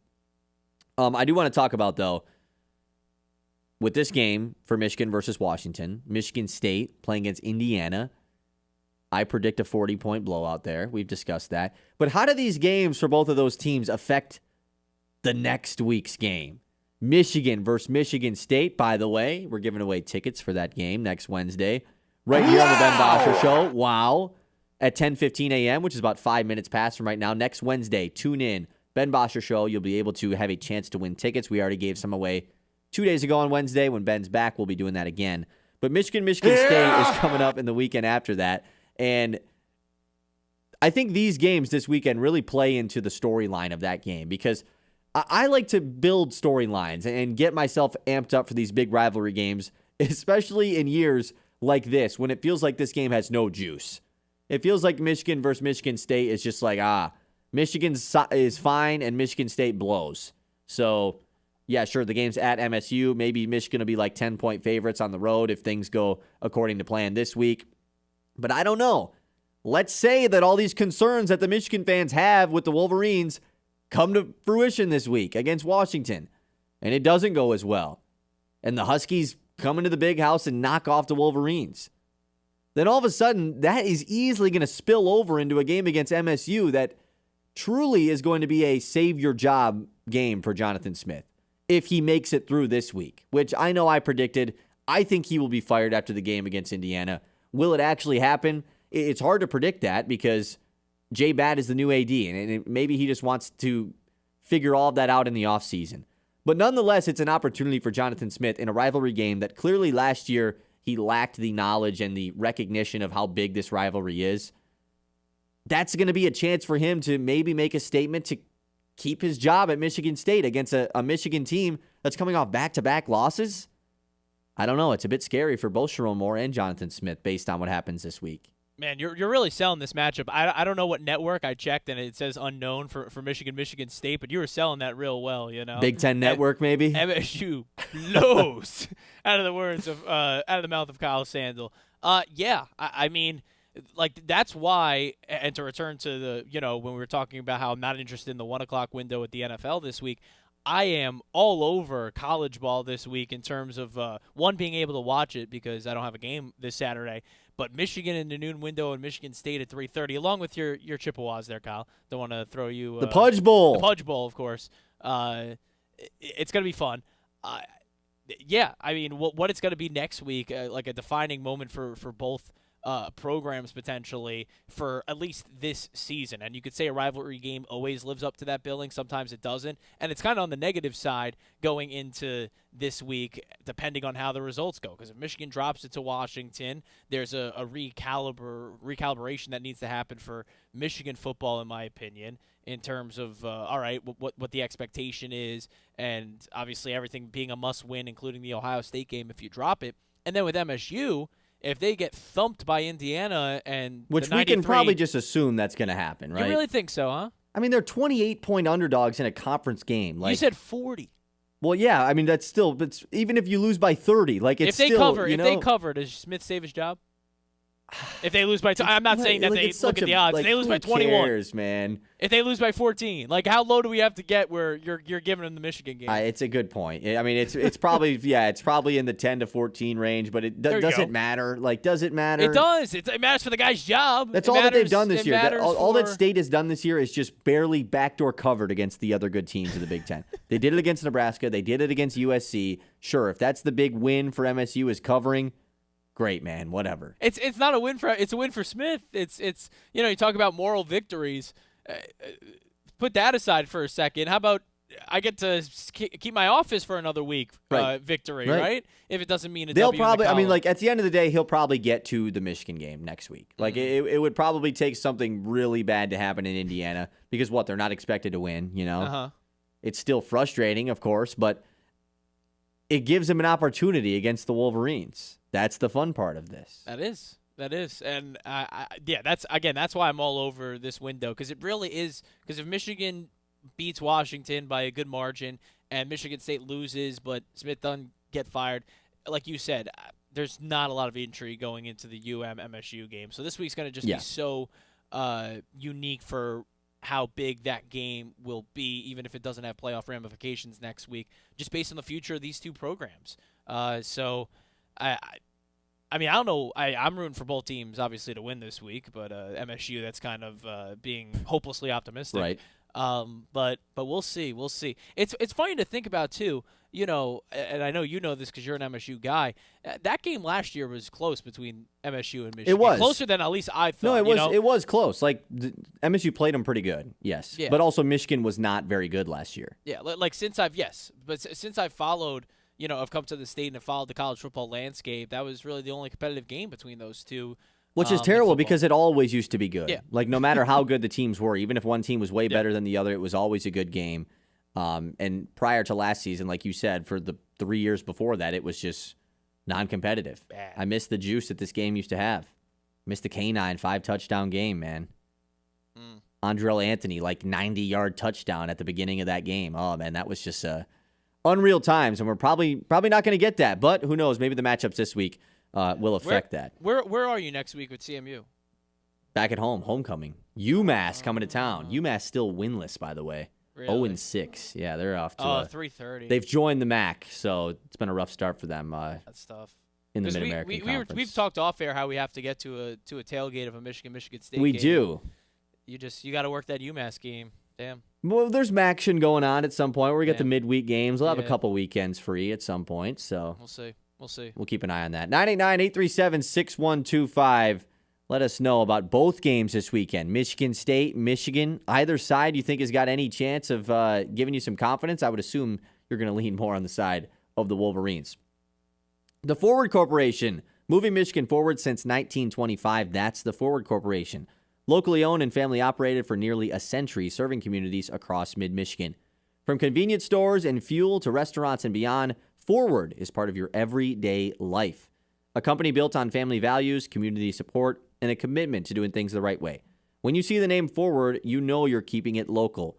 Forward Corporation, proud to fuel, feed, and serve Michigan families. I know John said that football stinks this weekend and everything, but coming up after the break, we're going to take a trip around the league. That's next on 100.9 The Mitt. The Ben Bosscher Show, built by Bresky Siding and Building Repair on 100.9 The Mitt. It's the Scholar Athlete of the Month, proudly presented by Fisher Companies here on Sports Radio 100.9 The Mitt. This month's recipient is Max Stecker from Midland High School. With a 4.6 GPA, Max was a state-ranked discus and shot put thrower and the SVL Blues 2024 Player of the Year in football. Max credits his parents for instilling the work ethic in athletics and academics. Both my parents, my mom was a teacher, so over the summers I'd be doing math packets, everything like that, staying on top of things. And then, my dad would always just, be the really big encourager as far as sports go and stuff like that. Max is now attending Northwood, a member of the Timberwolves football and track and field team. He's majoring in accounting and finance. To hear the full interview and nominate a local athlete, as we are now taking applications for our 2025-26 scholarship program. Visit 1009themitt.com.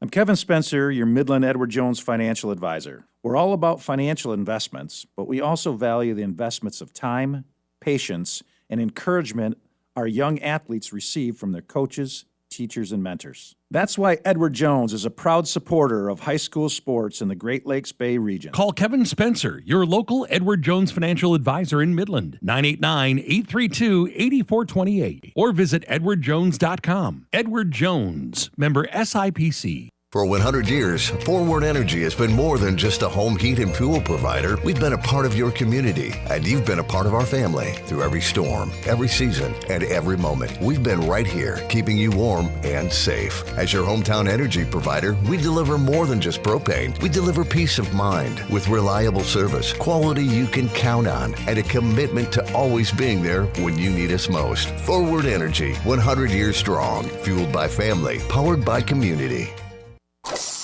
Hey, did you guys catch anything yet? Not a thing. Bummer, neither have we. I'm actually just about to head into town. I'm going to go into Higher Standards Automotive. They got this award-winning service department with amazing technicians and this large parts department in case I want to fix it myself. They got the part there. Whatever. No, I'm serious, man. It's out there. Yeah, just like when you tried to convince me Bigfoot was real. Ray? Bigfoot's behind me, isn't he? Yeah, we gotta run. Ah! Stop into Higher Standards Automotive, North Eastman Road in Midland, right past the mall. At the Great Lakes Loons, our commitment to community goes beyond the ballpark. Through the Volunteer program, Loon staff and even players roll up their sleeves to serve the Great Lakes Bay region. From packing food boxes to reading in classrooms and even cleaning up local camps and parks, it's hands-on work that helps build a stronger, more connected community. Volunteer isn't just what we do, it's who we are. Because being part of this region means showing up when it counts. The Great Lakes Loons, serving the Great Lakes Bay region since 2007. From the hometown heroes to the college legends to the pros on Sunday, 100.9 The Mitt is your home for wall-to-wall play-by-play coverage. High school football, basketball, and hockey. Region champions for the first time in school history. Michigan State football and basketball. Touchdown, MSU! The NFL, Thursday, Sunday, and Monday night primetime games. And don't think we forgot about your hometown team. The Great Lakes Loons. That ball's over and out of here. 100.9 The Mitt. Health concerns in high school sports go beyond physical injuries. The mental well-being of our young people is a hotter topic than ever before. The Michigan High School Athletic Association website has resources to help adults and students recognize potential problems and deal with them in a positive way. You can learn more about these mental health resources on the Health and Safety page of the MHSAA website. A message from the MHSAA promoting the value and values of educational athletics. The Ben Bosscher Show, built by Bresky Siding and Building Repair on 100.9 The Mid.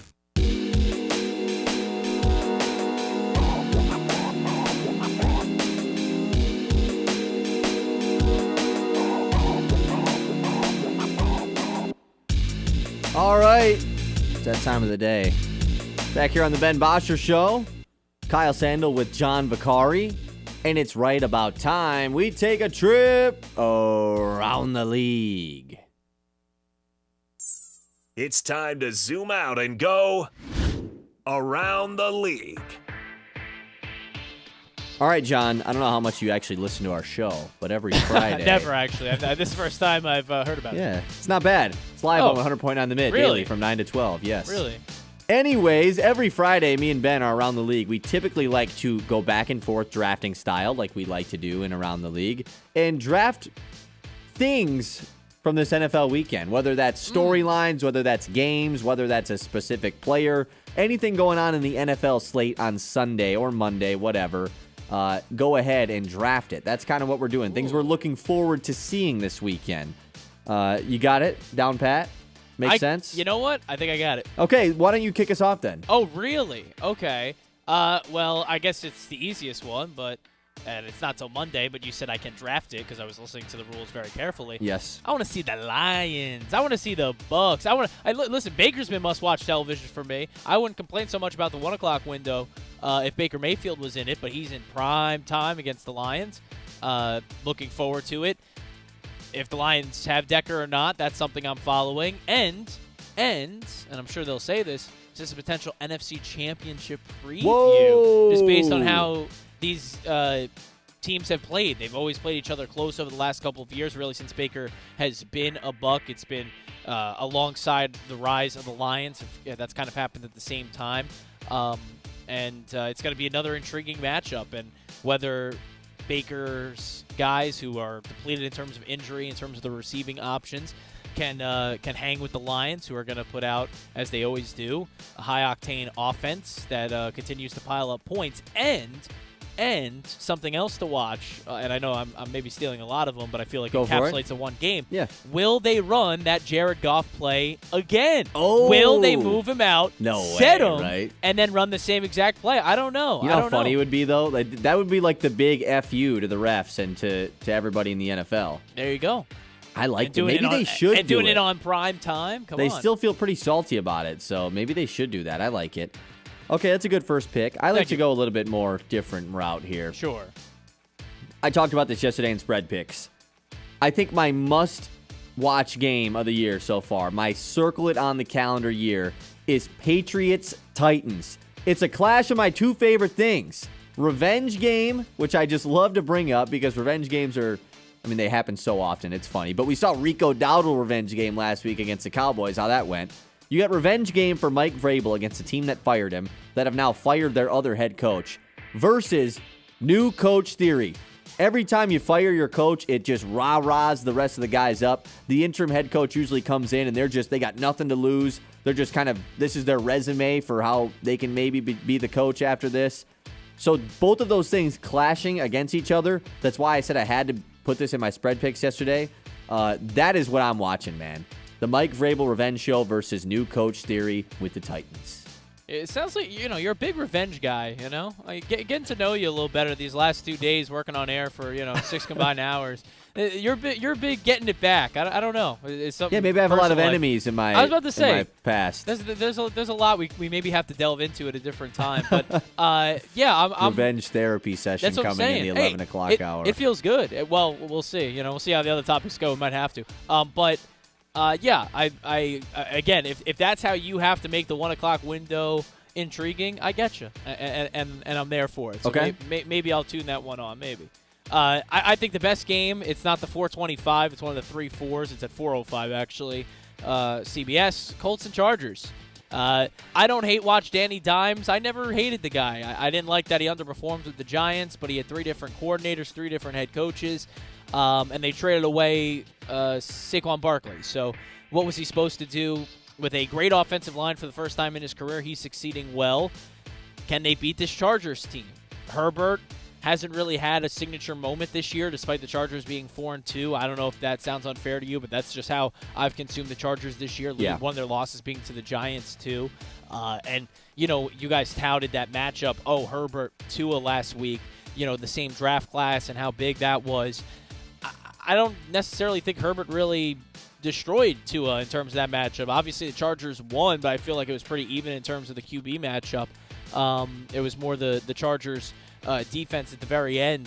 So it'll be unique to see this game in Inglewood in a dome. So the Colts playing on the road, maybe their toughest road game of the year, but it's in a dome where they're most comfortable. So Colts-Chargers in that 4 o'clock window is the game that I'll be keying in on. Yeah, that's got to be the best game of the week, right? Yeah. Just because the Chargers are favorites. Of Sunday. Right, yes. Chargers are favorites, so it's like, man, that's kind of interesting. Like, why are they the favorites? The Colts really haven't lost, like, a true, loss yet. They lost in really odd fashion to a really good Rams team. But they also almost got upset by Jacoby Brissett last week. So I think that's a good, interesting game there. I'm going to skip over to the same slate, but the Fox game. This should be the Brady game, I believe. Commanders-Cowboys. How many points is going to be scored in this game?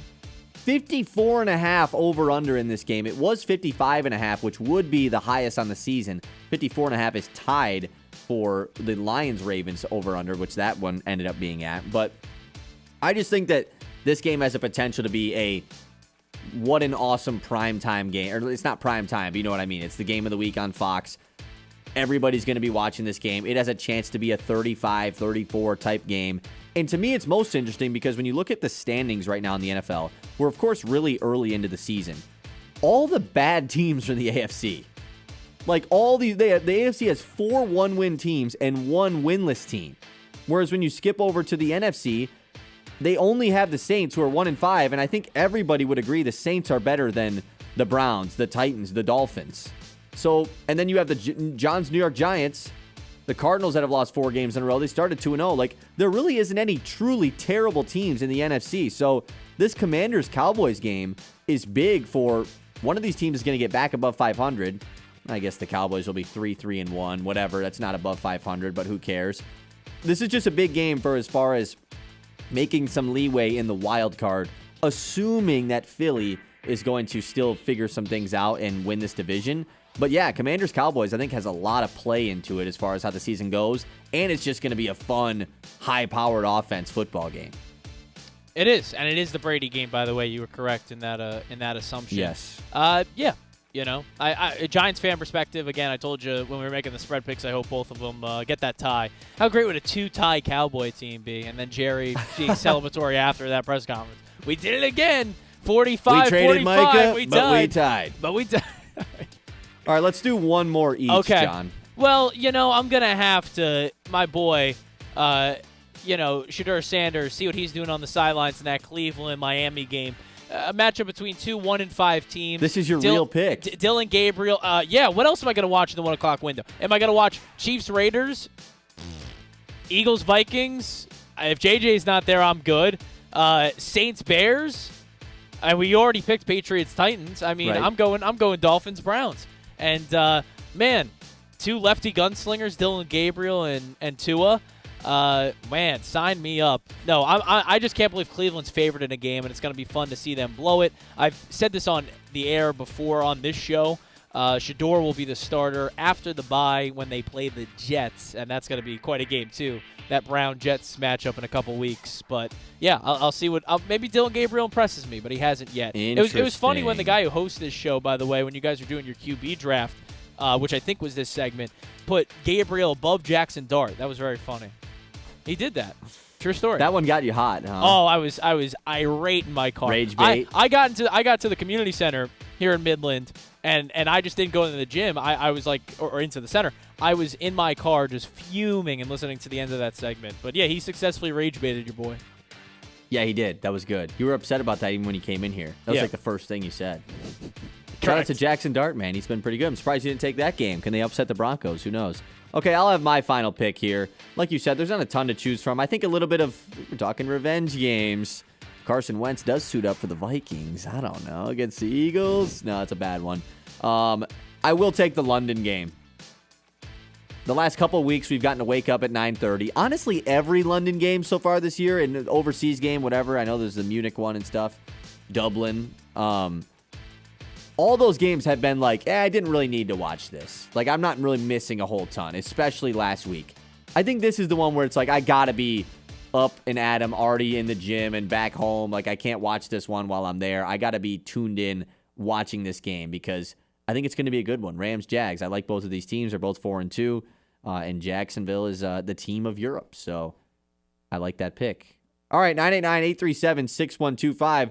What we do have going on tonight here on the Mint is some more football. Our high school game of the week. John will be on the call. It's Frankenmuth versus Freeland. We usually don't do this, but Ben is gone, so we make up our own rules.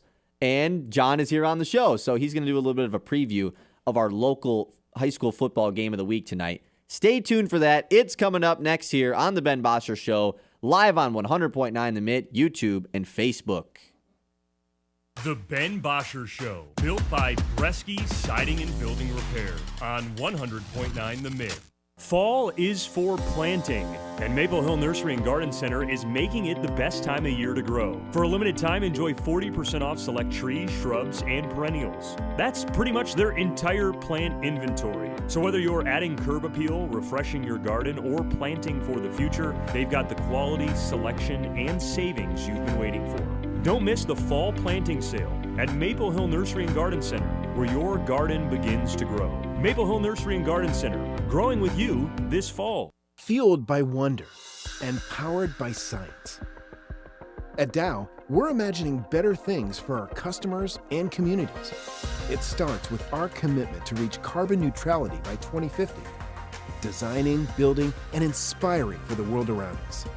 Because when we wonder, the things our world needs could be just one breakthrough away. That's Dow. Since 2007, the Michigan Baseball Foundation has invested over $1.8 million into our communities, supporting over 350 projects across 14 Michigan counties. From restoring Alma Little League fields to creating nature-based classrooms at the Chippewa Nature Center and enhancing accessibility at the middle of the Mint Miracle Field, MBF is making a real difference. Every ticket to a Great Lakes Loons game helps fund these initiatives. Join us in building a stronger, more vibrant community. Learn more at MichiganBaseballFoundation.org. The high school football game of the week, presented by the Forward Corporation. Tonight sees a rivalry renewed.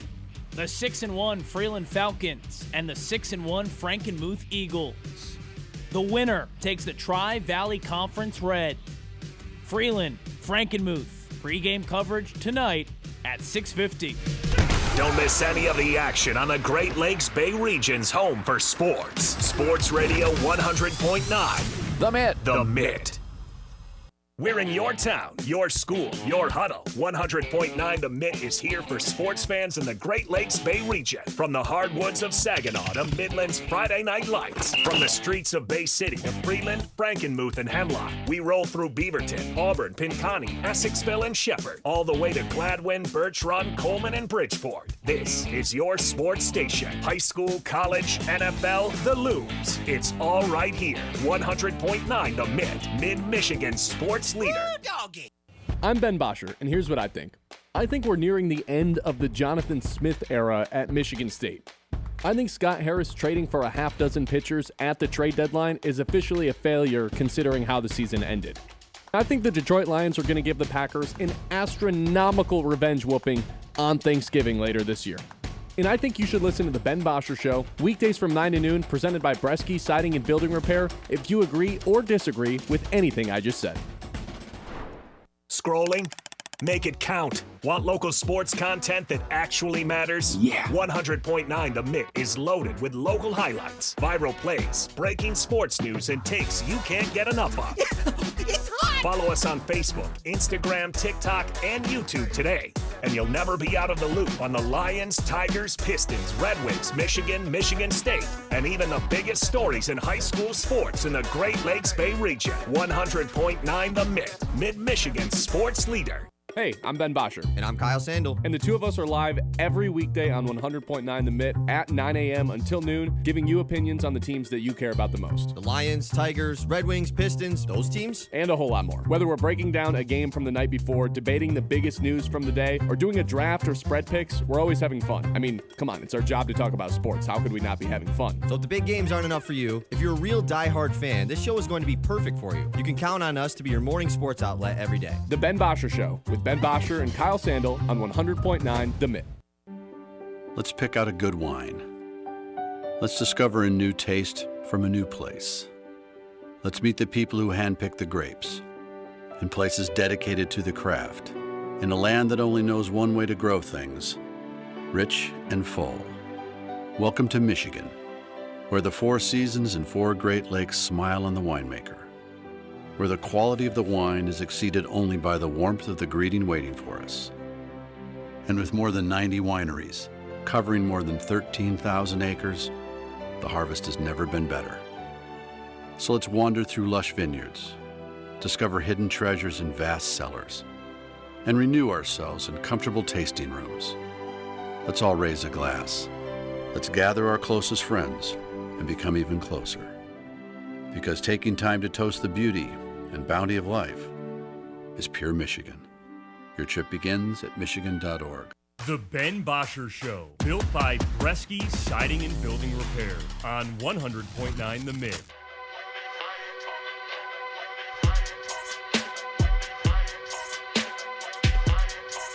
It's Friday here on the Ben Bosscher Show, and I'm 100.9 The Mitt. What happens every Friday here on our station is, of course, the Ben Bosscher Show, but later this evening, we'll have our high school football game of the week. The guy who calls them, John Vicari, is getting up early today. Long day for you today, John. Yeah. Hopping on, producing the show. You got a football game tonight.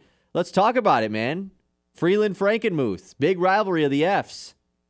Of the Fs, huh? Yes. Is that what I should say on air tonight? It's, Yes. It's the big rivalry of the Fs. Who's the best F? Who's got it? Yeah, this is a matchup we love to go to each year, and it used to be that last week of the season, or sometimes even earlier, but this week in a good spot because it's before Midland Dow, and a lot of teams, will go non-conference or non-league to finish their season, and that's where Freeland Frankenmuth sits. So it's kind of that second to last week spot, which it is this week. So it's good a timing for this matchup, and it's an intriguing one. It was a 1-point game a year ago. Frankenmuth won. Frankenmuth would go to the state title game last year and drop to Pontiac Notre Dame Prep, but they had a fantastic run.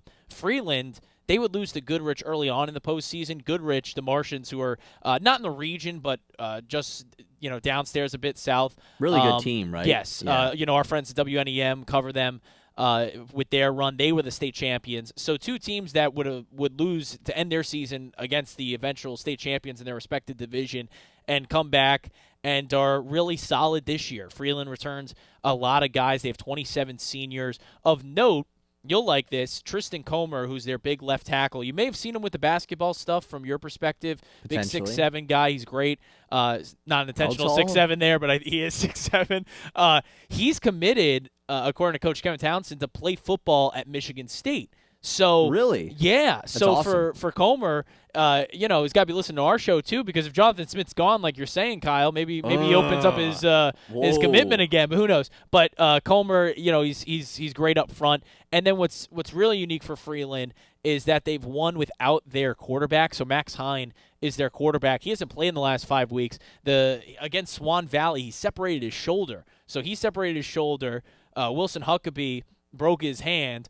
Both of those guys are good to go now, but they had to deal with that adversity, the injuries, and Freeland having, Huckabee's the good basketball player, right? He's a stud. That's what I thought. Yes, we followed Freeland in terms of the station. I remember that last year, yeah. Yeah, all the way to the regional, and it was, they were a good team top to bottom, but he was, they lived and died with his sharp shooting ability, and he's fantastic. But yeah, he's on the offensive and defensive side for Freeland. He's healthy. But they're going against a juggernaut in Frankenmuth. Leighton Horde, Cash Tedford, both guys who are returners, a lot of senior starters.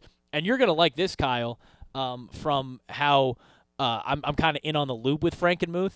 Al Rodimer is a legend. He's been doing the stats for 40-plus years. So I get like a 5-page stat packet if I do a Frankenmuth game with all the statistical information, tackles tracked, rushes, receptions, everything for that team, which you don't get, a lot with high school. You kind of have to, poke around and ask for information. He's great. He actually has a feature on MHSAA that's worth reading about him and how, he's just been every Friday nights where he's wanted to be, and he does a great job, tracking everything with Frankenmuth. And they love their football down there. I love the atmospheres. That's what we talk up with these matchups. Doing a game at Frankenmuth, even if it's a tight press box from my perspective, because they actually have their own radio coverage, and it's why, people ask me, oh, like, how come you don't follow Frankenmuth too when they make their runs, because they're great. They have their own radio team that does a great job. Really?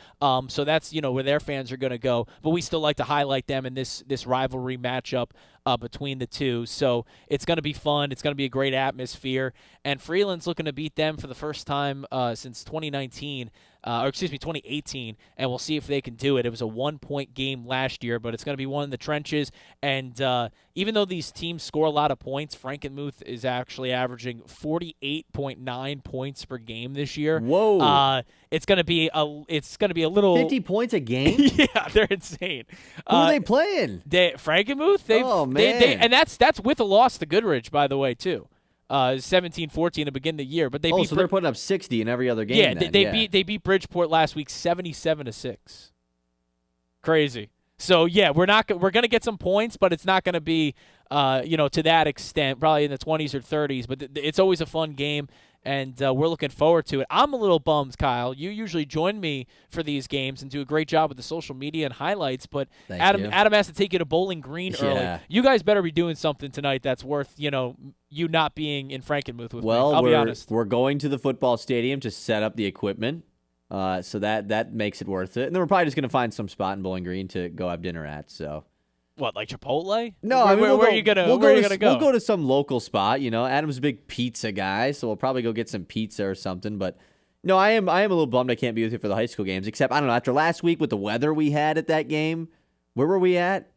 Oh wow, Midland you remember versus it Heritage. so well. Midland versus I had to double. Well, they all morphed together, Midland versus Heritage. Yeah. Oh man, it was pouring rain in the middle of that game. Looks like it's going to be good weather tonight for Freeland Frankenmuth at least, but. Yeah, I'm not going to be there. Heading down to CMU versus Bowling Green this week. Going to Steel Pudge the Cat. That's kind of the plan, like John talked about. Dude, if you do that, well, I didn't say that on air. I said that off air. You're bringing that on air for the first time. Yeah, I'm putting it on you. So if I get caught, I was like, no, it was John's idea. Well, I think it's worth 989-837-6125. Should there be more mascot robberies in high school and college? I think so. It used to be the plot of like every '80s movie that you steal the the other school's mascot. Even if you watch I remember seeing all that. Yeah, that used to be like a thing. Yeah, like how about a recent animated movie? You watch Monsters University. That's a plot line in it too, that they steal the goat from the other school. That's genius. So that needs to come back, and I think you need to start it with stealing Pudge. The issue is Pudge is a living animal. No. Listen. You're going to treat it well. You know, you'll have like a carrier for it. You'll feed it. You'll make sure it does what it's got to do in terms of bathroom needs. But yeah, like steal a cat. If anyone doesn't know what we're talking about, by the way, one, I apologize. One, good for you. You have a life. Yeah, but two, Pudge is this international sensation that's taken over the world of college football. International, huh? Ugly, fat cat. Like super ugly cat to the point where he's cute, how ugly he is. And he's like Bowling Green's mascot. He wears the Bowling Green gear. He's on the sideline. He's one of the players' cats, I'm pretty sure. Yeah. But he's turned into this sensation, so... It's the Pudge Bowl Saturday, CMU versus Bowling Green. Should be pretty fun. That's a great compliment. I think that's the only compliment you can give to a cat. You're so ugly that you're cute. If a girl told me that in high school or college, I would have been shattered, Kyle. I really would have. Wow, you're so ugly. You're cute, actually. It's come around. It's come around full circle. That's crazy. Oh, that's the worst. Man, you're gonna call the cat so ugly it's cute and then kidnap it, man. Wow. These CMU Chippewas, they got to be contained here. Fire up chips, baby. Fire up chips. 989-837-6125. All right, enough of this random cat feline talk here. Let's get back into sports. The Pistons suffered a unexpected injury to one of their young star players yesterday. Let's dive into that next on the Ben Bosscher Show, 100.9 The Mitt. The Ben Bosscher Show, built by Bresky Siding and Building Repair on 100.9 The Mitt. Is the air in your home dry? Are allergies bothering you? Tired of itchy skin and static everywhere? We have your answer. Answer Heating and Cooling can install a whole home humidifier that keeps your air balanced, your skin comfortable, and your family breathing easier all winter long. Say goodbye to static shocks and hello to comfort. Call Answer Heating and Cooling today or visit AnswerSOS.com. Answer Heating and Cooling, the home of simply outstanding service.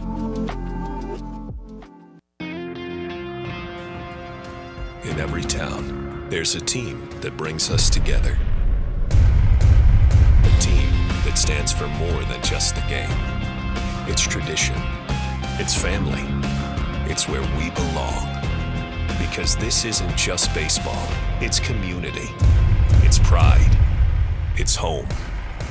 This is the Great Lakes Loons, everyone's hometown team. You want sports takes? You want local voices that own the mic? Yeah. We've got them on Sports Radio 100.9 The Mitt. It kicks off at 6 a.m. with Anthony Bellino on Spin on Sports. Rise and shine. From 9 to noon, don't miss Michigan's newest sports show, The Ben Bosscher Show. Hey, remember that. At noon, you get America's smartest sports takes, The Herd with Colin Cowherd. I want Shador to play. And at 3, the one and only Bill Simonson and The Huge Show. This is where real fans stay locked in. 100.9 The Mitt. They tell us we're more connected these days. We have cell phones, email, text messaging, yet we've never felt more disconnected from the people we care about the most. We need a place that's all about bringing us together. Say hello to the Great Lakes Bay region, where towns like Saginaw, Midland, Bay City, Birch Run, Chesaning, and Frankenmuth help us leave behind the overscheduled world we live in and visit a place we haven't seen in a while. One where the people make us feel right at home. And we remember just how bright our kids' eyes get, peeking through a riverboat railing, just to catch a glimpse of the wildlife. So let's go fishing, bird watching. Let's blow the suds off a local tap, take a tall ship dinner cruise at sunset, or stop by a festival just because the name made us smile. Right here in the Great Lakes Bay region, where reconnecting with what really matters is pure Michigan. Your trip begins at Michigan.org. Sportsmanship has never been more important between the lines in athletics and outside those lines in our communities. To listen, to respect, to understand, to practice common decency, to have competition without contentiousness. Sportsmanlike qualities are essential components of life itself. Let's all work together to not only be good sports, but good people. A message from the Michigan High School Athletic Association, promoting the value and values of educational athletics. From the Blazy Electric Studios, this is Sports Radio 100.9 The Mitt, WLUN, Pinconning, Bay City, Saginaw, Midland.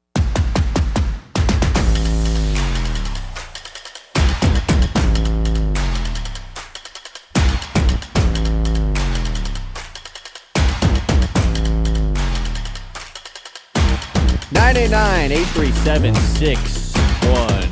612-612-1025. That's the number to the Mitten Messages. Text in, let us know what you're thinking about all the sports going on this weekend. Michigan State, Lions obviously not in action until Monday. We've had a Tarik Skubal conversation. We're going to dive back into that here in a little bit. I will read one Mitten message really here. This is from an unnamed number. Let us know your name when you text in so we can give you a shout out. Hey guys, I'm a Michigan fan but grew up in an MSU home. My thoughts on Coach Smith. He has the same level of intensity as Bobby Williams and John L. Smith. They have all the resources they need thanks to Matt Ishbia and still can't buy a decent team. Jonathan Smith checked out before he even coached a game at MSU. Buy him out immediately. Yeah, I mean, I'm all in on this. This is something that he clearly just is not invested into the team like the fans want him to be, and we're going to see that happen once again at Indiana this weekend. Who are those other two cats you mentioned? Bobby Williams and John L. Smith. Who are those guys? John L. Smith is a former football coach, I believe. I'm Bobby Williams. I probably should know this as a football fan, but John L. Smith he's an older gentleman, coached college football. I believe at Arkansas, where he was. And he's saying he has the intensity that guy has now. Right. So I would assume that means not a lot of intensity, or maybe that they have now. Yeah, exactly. That would make sense too on that text. So let us know 989-837-6125. It's time to have a conversation that I've been waiting to have. Oh, I've been plotting on this. Unfortunately, though, we're having it in a spot that I didn't want to have this conversation because Jaden Ivey has come down with a knee injury for the Pistons. This is an unexpected injury to start off the year for Detroit. Jaden Ivey obviously missed mostly all of last season. 49 games missed for Detroit the second half of the year, and he's one of their young star players. They're without him, and they were actually pretty good without him. 29-20, those final 49 games of the year when Detroit went on a big run. The Pistons kick off their season on Wednesday, and we find out this news less than a week before the start of the season. He's been one of the big what-ifs of the offseason. Malik Beasley not returning to the team due to all the federal gambling allegations going on with him. He's not back. Dennis Schroeder was an important part of this playoff team. Gone. He goes to Sacramento. And now Jaden Ivey is not going to be with the team for the first month of the season. And he's just going to be reevaluated in 4 weeks. So that means he could even miss more time after that. That's when they're just going to give us an update on his injury. This is not good. They brought in Karis LeVert. They brought in Duncan Robinson. This team still does not have a secondary guard behind Cade Cunningham. Marcus Sasser, he's this younger guy that has gotten some run. He's not a guy you want to trust on this team going forward. Dennis Jenkins is a guy they've talked about, but we don't need to get on all these depth guys. Not having Jaden Ivey to start the season is really going to be something that hurts Detroit, and it makes you think about his long-term future with the Pistons. For anyone that doesn't know how the cap situation works in the NBA, rookie contracts are 4 years long, but after a player's third season, going into that fourth year, they're eligible for the rookie extension. The issue is you can only sign that rookie extension up until the start of that fourth season. The Pistons have two guys that fall into that situation. Jaden Ivey and Jalen Duren are both eligible for this rookie extension up until Tuesday. Tuesday is the deadline for them to sign that extension. If not, they will become restricted free agents after next season. You can't sign them during the year. Obviously, I don't think Jaden Ivey was going to get paid this extension anyways because he was coming off of a broken leg. You probably want to see him play on that. But man, the idea of Jaden Ivey getting signed long-term to the Pistons just became a hell of a lot more difficult to grasp with. Whereas Jalen Duren, I would expect him to actually get this rookie extension before Tuesday. I think it's going to get done. Keegan Murray, a guy on the Kings, just got his extension. These always happen super late, right before the season starts is when these all go down. And he's been a guy that clearly improved throughout the season when the Pistons went on their big run. I'm just nervous about, man, what does this mean for the Pistons this year? I don't want to be the guy that's all like, their season is screwed right at the beginning. I don't want to be that guy. J.B. Bickerstaff says he thinks some of their guards on their bench are going to be able to step into that role. He only played in one preseason game before this happened, and there was a little bit of discomfort there, and then he had to get this right knee procedure for the discomfort. What does this mean, though? A bigger role for Asar Thompson? We saw him in a role last season where he increasingly throughout the season had the ball more and more, used as a point forward-esque type of player. But I'm just starting to think, what does the future look like with no Jaden Ivey. Is that something the Pistons might have to start looking themselves as a potential for? Because Ivey's going to be due for that rookie extension in the offseason, and whether or not he starts off this season injured or not, which obviously he is going to start off injured now, there's going to be always teams out there that are willing to take flyers on these young guys on these restricted deals. Younger players that have shown some flashes but have dealt with injuries or maybe haven't put it all together yet, haven't had the type of role that they want him to. I'm not saying Ivey hasn't, because before getting injured last year, he was on pace to have a career season, shooting his best percentage from three, his best catch-and-shoot percentage from three. The Pistons didn't have that guy for the last nearly 50 games of the year, and they were good. They were 29-20 without him. Before that, they were under 500. Not to say that Jaden Ivey was the problem or anything. Of course I'm not saying that. He would have added a ton. You probably wouldn't have gone and added Dennis Schroeder at the trade deadline. But not having Jaden Ivey to start off this season hurts way more than it did when you lost him last year. They don't have a secondary guard, and you are relying on him to come back. Cade Cunningham already, his usage rate is through the roof. It's to a point where it's unrealistic to keep continuing to ask him create offense as much as he does for this Pistons team. Is he capable of doing it? Of course. We saw it last year. An All-NBA guard, an All-Star guard, truly one of the better guards in all of the NBA a season ago. Had a great playoff series as well. But we saw another guy that had a little bit of a higher usage percentage, and the New York Knicks top him. And so you have to have that secondary guy that's able to take some pressure off of him. And Ivey was going to be that guy, and he has been that guy. But man, we haven't seen Cade and Ivey play together like at all. Cade was out entire year that Jaden Ivey, year 2 of Jaden Ivey. Cade was out the entire season. And then now Ivey was out half of last season, and now he's going to be out to start this year. When are we going to see Cade and Ivey play together? We got to know if these two are the backcourt of the future. At some point, it's starting to become frustrating of, man, I really want these guys to find the mesh together and show that they can play. And with the Pistons season starting on Wednesday, without Jaden Ivey, I assume that means that Duncan Robinson is going to get the start at the 2 guard with Asar Thompson, Tobias Harris, Jalen Duren.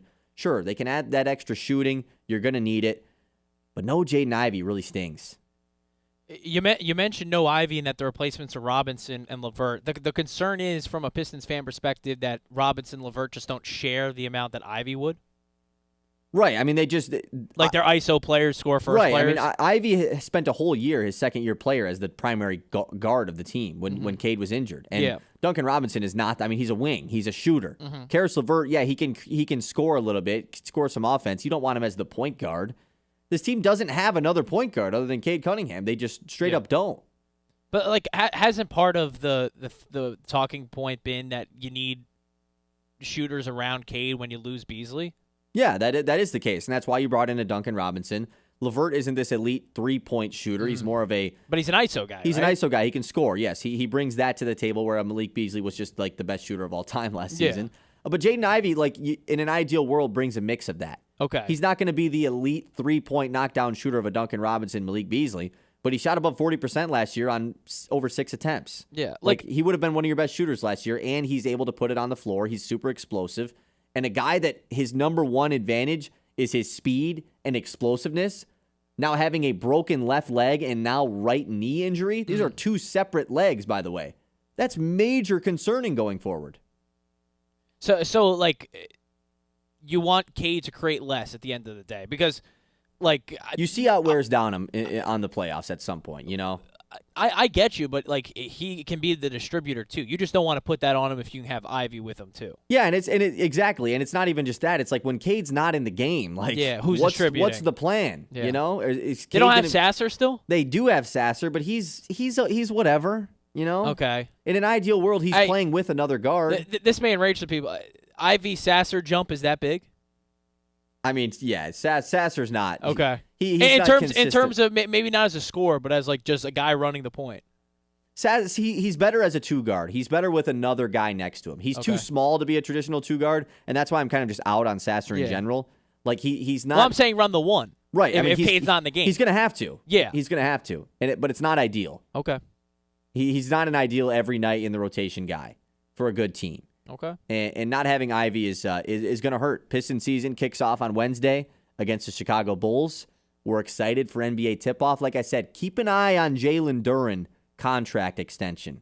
I'm thinking we see a little 4-year, $120 million deal coming for Jalen Duren prior to Tuesday. That's my prediction, but we'll find out. Why does that deal need to be made? Like you mentioned with Ivy that it's probably going to happen later. Does that deal need to be made for Duren? Or is it just No, it doesn't have to. It's just if you want to lock them up before they become restricted free agents, which like you can just give them that deal in the following offseason, but it's nice to kind of get out ahead of it before there's other teams that can maybe, like let's say something bad happens to Jalen Duren this season injury-wise, and all of a sudden you're like, oh, now I don't know if we want to pay him. A lot, like all these other good rookies get the rookie extension every time. It's the guys that are question marks about like, oh, okay, are they really a part of this future? I don't really know. Are they going to get the deal? That's why Jaden Ivey hasn't gotten it. Duren, I think, will get it here before Tuesday. They always happen super late. We just saw Keegan Murray with the Kings get his. But we'll see. I mean, the Pistons haven't given either of them out yet, so we'll find out. 989-837-6125. Don't worry, we're not going to talk about the Pistons anymore. Just wanted to touch on that a little bit. It's big news with Ivey going out, former 5th overall pick. Potentially not going to be with the, I mean, he's not going to be with the team for the first month, but we'll see if it's even longer than that. The 11 o'clock hour on the Ben Bosscher Show is always presented by Yiter Insurance. Life happens fast, and Yiter Insurance Group is here to make sure you're covered every step of the way. Locally owned and trusted in Midland for decades, they treat you like family, not just another policy number. From home and auto to business and life insurance, Yiter has the right coverage for every stage of life. Their team makes insurance simple with expert advice and real people you can actually talk to. Yiter Insurance Group will be there when you need us since 1940. We talked about it earlier. Tarik Skubal. Are the Tigers going to pay him? Is there a $250 million disagreement going on between Scott Boras and Scott Harris? Let's get into that next here on the Ben Bosscher Show. The Ben Bosscher Show, built by Bresky Siding and Building Repair on 100.9 The Mid. Ace is the place with the helpful hardware, folks. Ace Hardware and Sports in downtown Midland has some extra savings for awards members this month.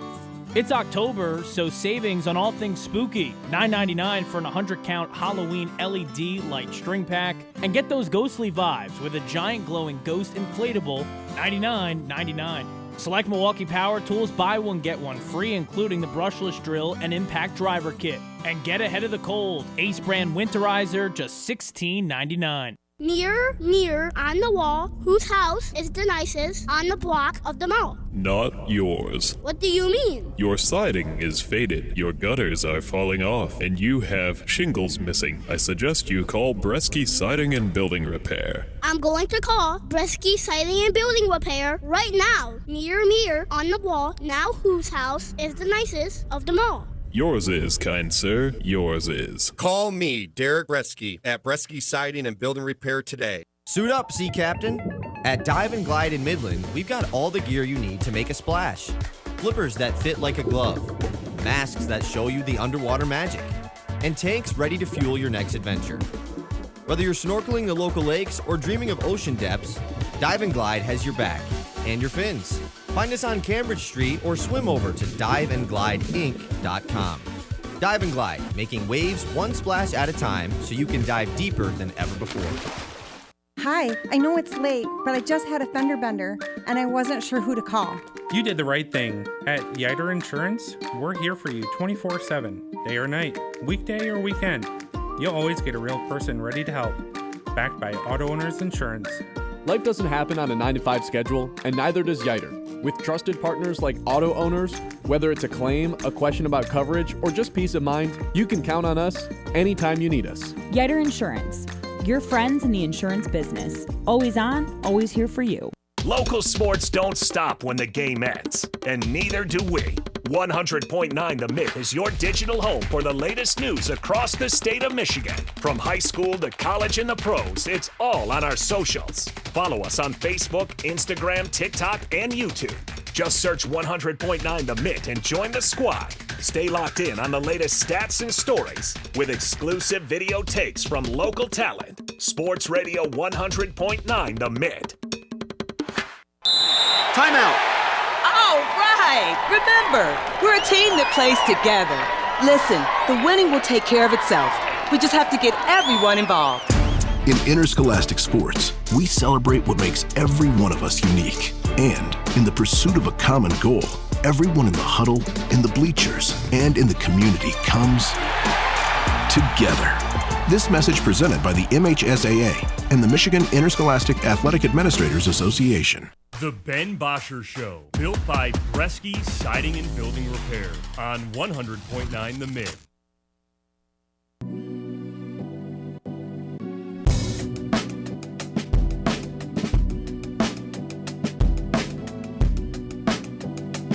Welcome back into the Ben Bosscher Show, live on 100.9 The Mint. We're also live on YouTube and Facebook. Give us a subscribe there. We're trying to get to our goal of 600 subscribers. We've gained one here throughout the show. We're 25 away. No Ben Bosscher for the rest of the show today. He'll be back on Monday. We got a full Lions landscape preview to get to versus the Bucks. But what we got to talk about is what we did earlier, John. This Tarik Skubal report that has come down. Once again, that's in air quotes if you're just listening on the radio. Major air quotes on the report. Essentially, John Heyman of the New York Post also does stuff with MLB Network. Kind of known for making these clickbaity news article report type things. Says that there is a $250 million gap between what Tarik Skubal and Scott Boras believe he should be paid and what the Tigers are willing to pay him. Now, that's not the truth. Essentially, what he means by that is the Tigers' offer that they gave to Tarik Skubal a year ago, it was actually a year ago, right around this time, after they got eliminated from the playoffs, before the regular season or postseason was over and the awards were announced. They gave him a contract extension that the total dollar value was reportedly under $100 million, which you would assume it had to have been a 3-year deal. There's no way they were giving him a 4 or 5 year contract that was sub $100 million for Tarik Skubal. When you see Garrett Crochet, who's another phenomenal left-handed pitcher in the American League, get 6 years, 170, which is $28 million a year. Skubal's going to be well north of that number. So his logic on the $250 million gap is that, well, the Tigers are only willing to pay him less than $100 million, and he's going to get $400 million.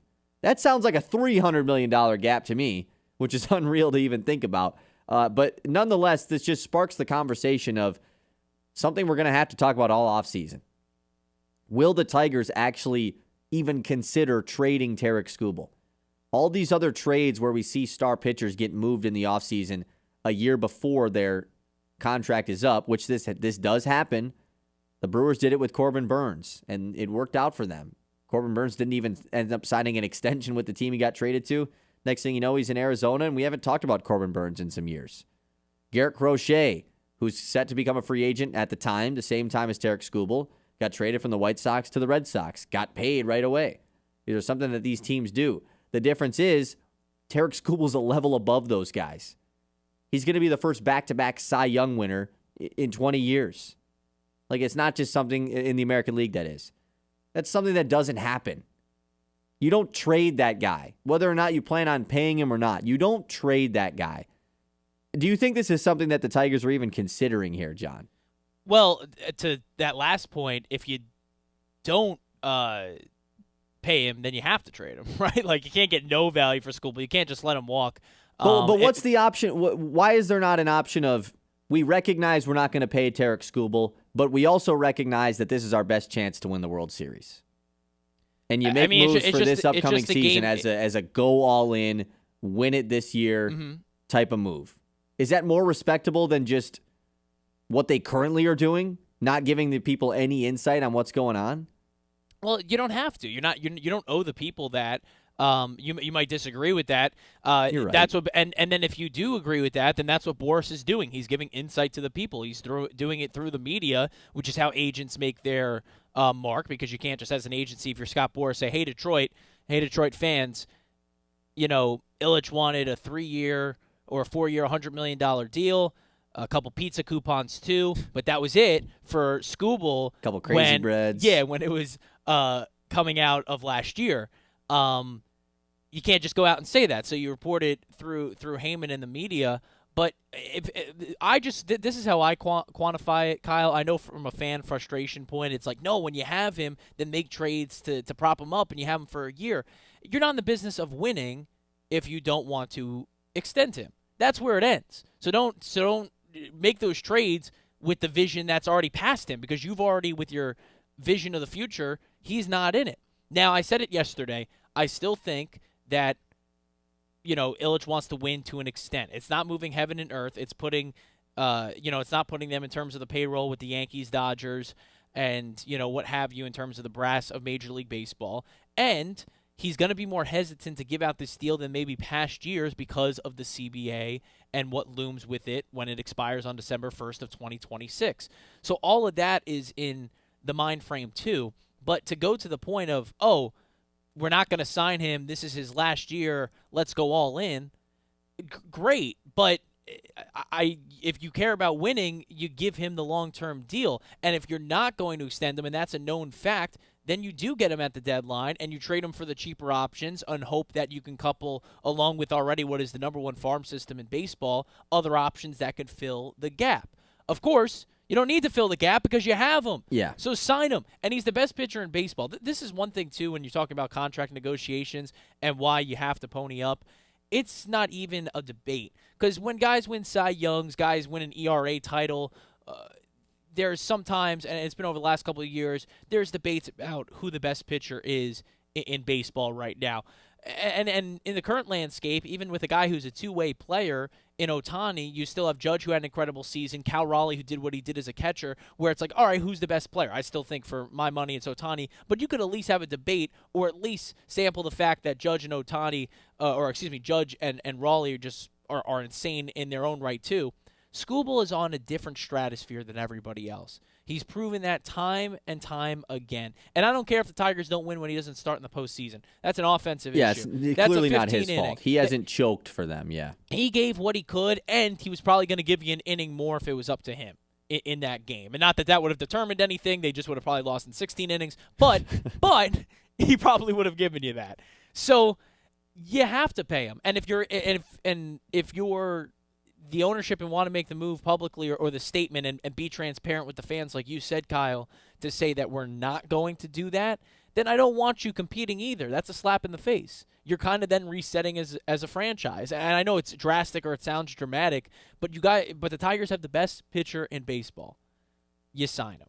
Yeah. And if you don't, then you get the value you can for him. You can't also let him walk for nothing. You can't let him, go in the offseason and then, up to the highest bidder and you get nothing in return. You have to milk a team for their top prospects. You just have to. You can't let it walk. And you can't live in a world, too, where you want to win and then let him go out the length of his contract, let him pitch in October. I mean, that's crushing as a fan, too, because that's not only putting all your eggs in a basket that is only 1 year, because when we say, they're, a win now, most of the time it's like, okay, we think they could do something next year. The only comparison I would make is the Marlins World Series teams, where it was they won now. They won the World Series in 1997 and then 2003, and then didn't pay anybody and let everybody walk, and who they let walk in 03? Yes. Miggy, who then became, your franchise later on down the line. So,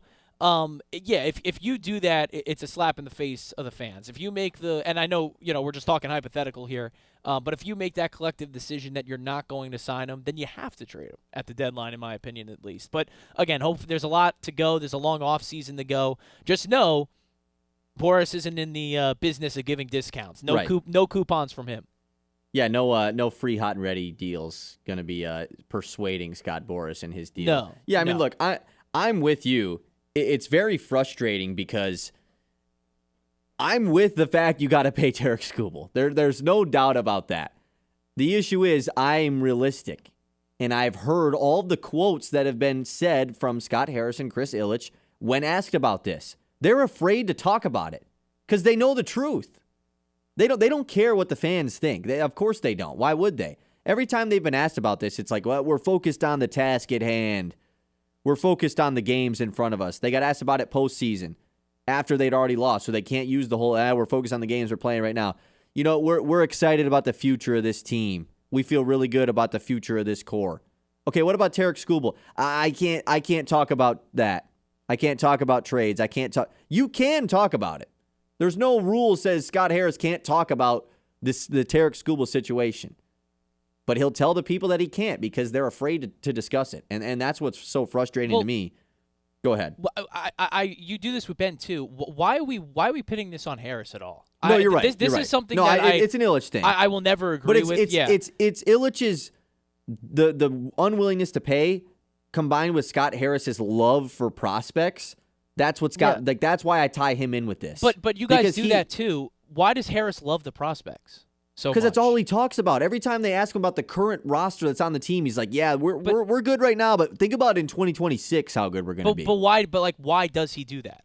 Because he thinks they're going to be really good, and it's the future of this team. Because they know they're not going to pay anyone. The last point. That's the only point. He has to believe in the prospects because he knows he. So he's saddled. Like I look at him as the messenger with all of this. Like, Harris is too in love with the prospects. What else is he supposed to do?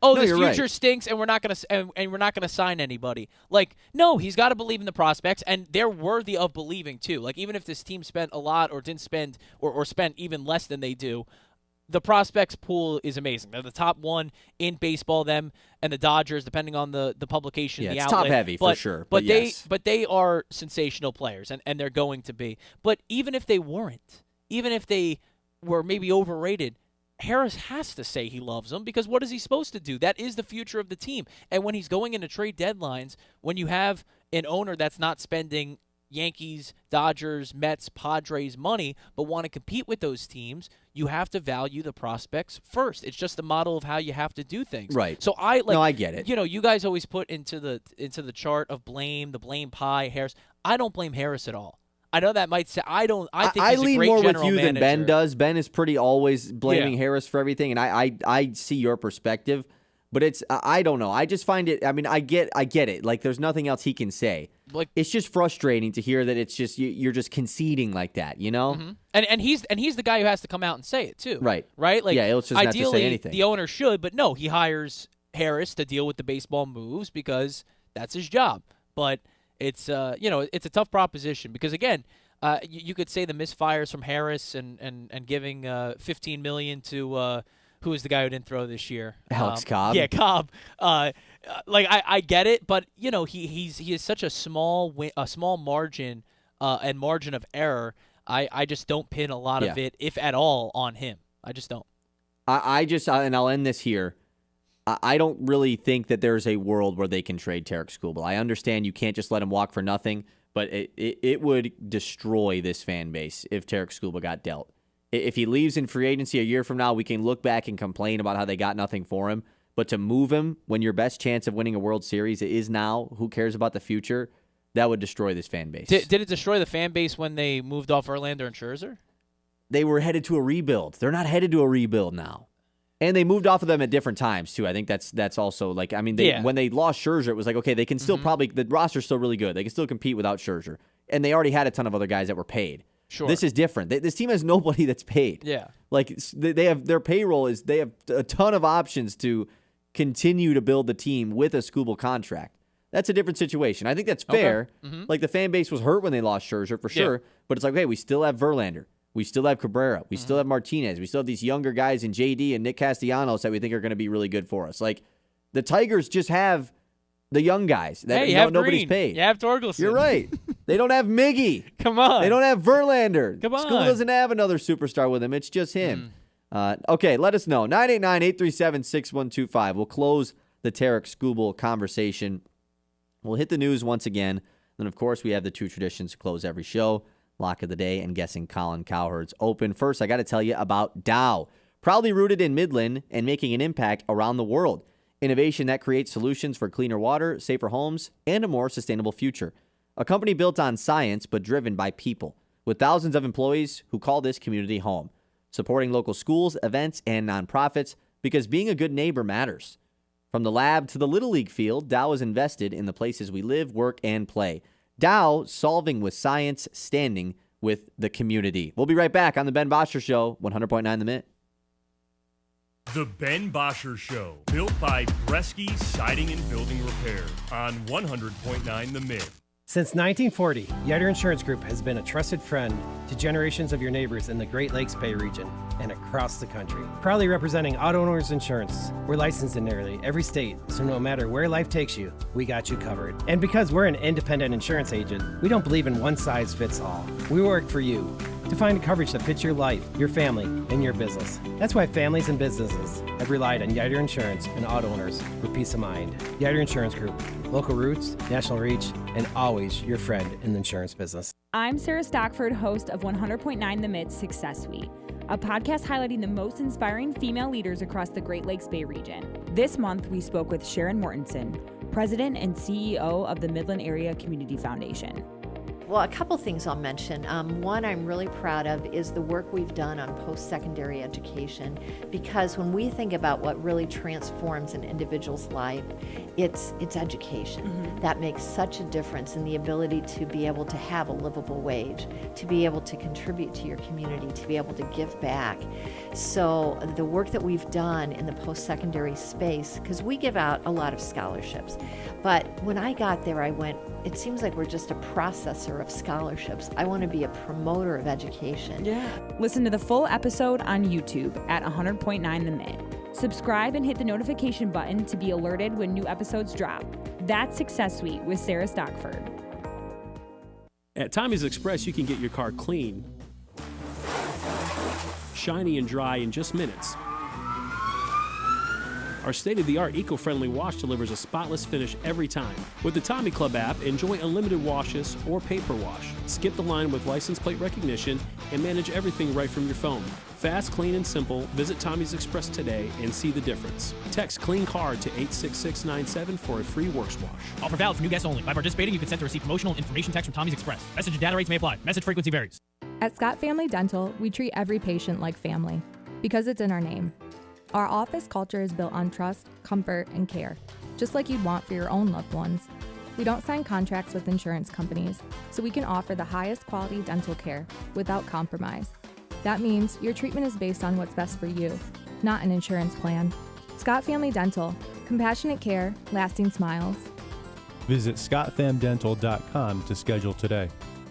A beautiful yard increases both the value of your home and the quality of your life. Commercially, landscaping creates a positive impression of your professionalism and commitment to community, customers, and employees. Cervinsky Sod has been creating and maintaining outdoor spaces for 56 years. Whether your project is residential or commercial, the team at Cervinsky Sod Services will work with you to build and meet budgets and finish the job with top quality and in a timely manner. To get a quote, call 989-835-4810 or visit cervinskysodservice.com.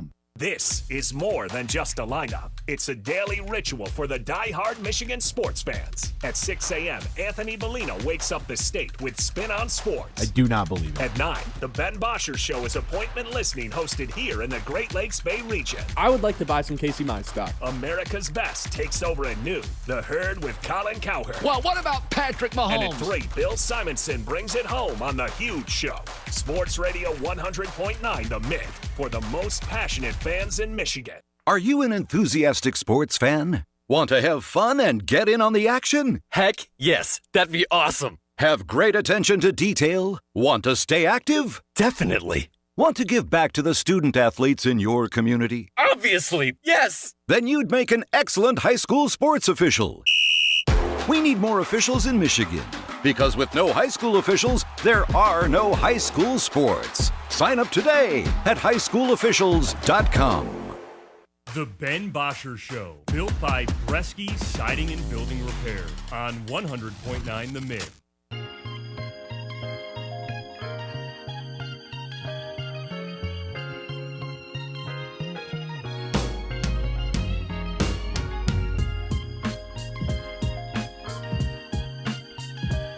All right, welcome back into the Ben Bosscher Show live on 100.9 The Mid, also on YouTube and Facebook. We just got a half hour left here in this wonderful week that we've had ahead of a big weekend of sports. Kyle Sandel with John Vicari. It's time to hit the news. The Mitts Morning Catch. All right, John, we got to hop into something that we didn't discuss earlier. I don't know if this is necessarily news, but an interesting thing that went down with one Deion Branch. Just kidding. Brian Branch is his real name.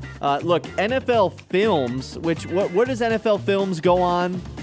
It's on. They just post YouTube videos and stuff. Yeah, that was the unique thing. They used to do Inside the NFL, which would be on HBO, and now I think they do it a bit on the CW.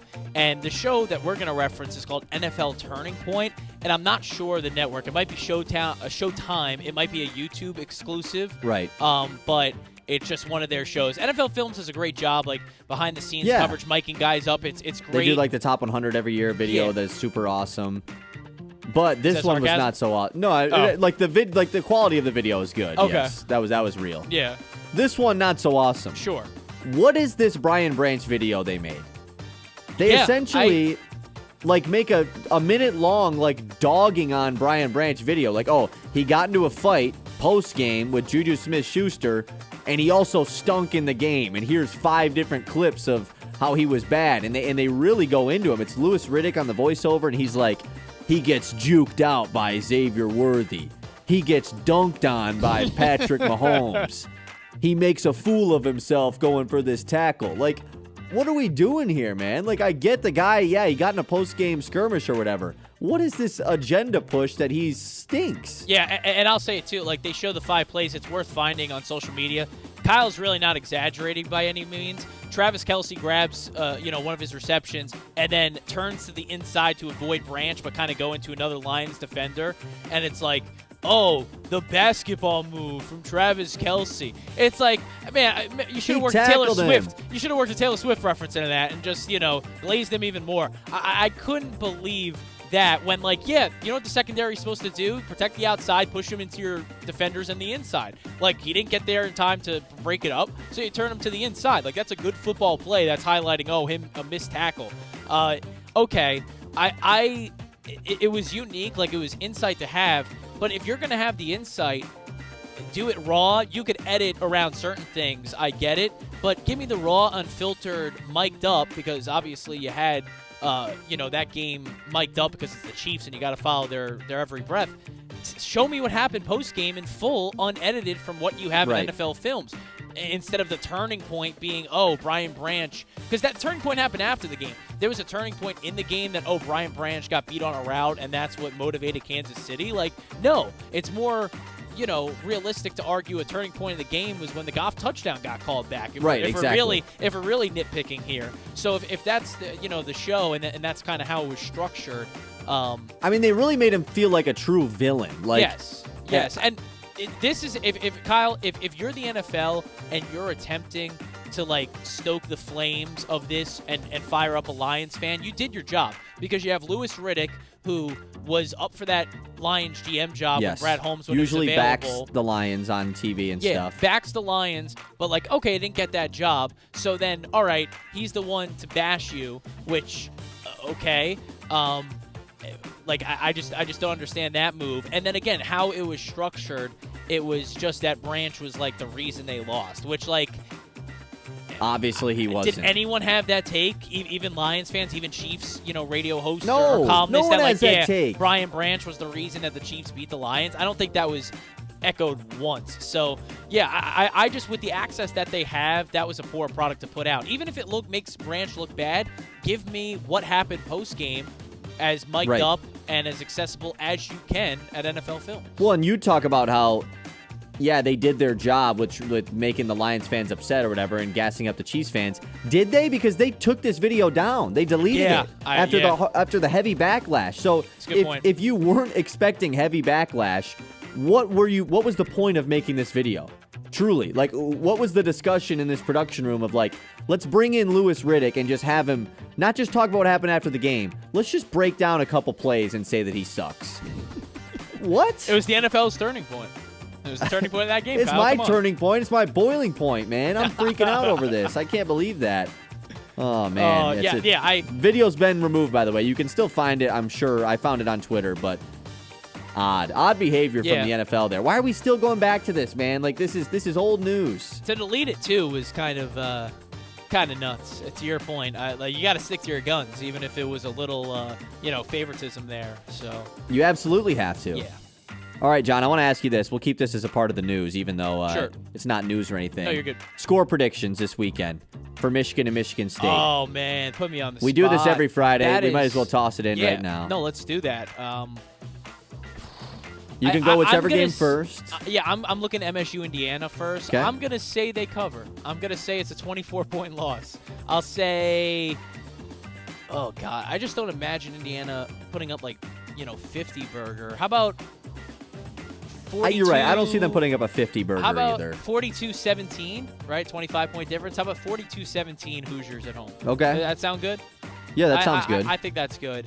Not good for MSU, but good for them covering. Yeah, look, this is an Oregon team that struggled to score on Indiana, so I don't know what Michigan State's going to be able to do against them. I'm going to go Indiana 49, Michigan State 10. Oh, man. This is a blowout. This is a definition of a blowout for that game. So they're not putting up a 50 burger, but they're putting up 49. Oh, you're That's right. Crazy. Yeah. 45-10. No, so keep it going. Keep it 49. You're right. 49, 49-10. That's my prediction. Michigan, I'll say 27-24. The over-under is 50.5, by the way. Sorry to cut you off. MSU? For MSU and Indiana. So that would mean for it to be 50.5 in this 27-point total, they're expecting Michigan State really not to score much at all. No. Yeah. Maybe a touchdown. Yeah, wow. exactly. And that's the one part of their offense or their game that you're like, maybe they'll at least be able to score twice or something. So we rocking with the over? Is that what I'm getting from this? I think so. Is that I think that's what I'm getting from this. Unless it's just what if this game is just simply 31-0? Easily could be. What if that's just the final score of this game? You said they're losing by 40. You got to have that pick, man. Yeah, you're right. You're 39. You're right. You got to stick with 49-10. Okay, anyways, you just gave your Michigan one? Yeah, I'll say 27-24 over UWash. No context, just that. Okay. They'll be able to run the ball a little better, but not great, and they'll eke one out in the big house. I kind of agree with you. I think Michigan does win this game. I picked USC last week. The people were not happy about that because me and Ben did this whole, all the games that were going on. We picked all of our favorite teams to win because it was supposed to be a great weekend for the sport. Sure. For the state, and it wasn't. Tigers lost, State lost, Michigan lost, Lions lost. It was the worst weekend of all time last week. I think Michigan does get the win this week. I think this is, like we talked about earlier, their chance to show the rest of the Big Ten in the AP poll, if we even care about that they are actually one of the better teams in the country. They just caught a USC team last week that was clearly better than them. So I will go I think this is going to be a little bit more low scoring than expected. I like your score prediction in that range. What did you say, 24-21? I said 27-24. Okay, because I didn't want to copy your exact same score. I'll go 24-14. Sure. Michigan. They cover as well. That'll be my pick. All right. Nice. Those are our score predictions. Those are our reactions to Brian Branch's odd video from the NFL. And that's going to do it for the news. I keep seeing this.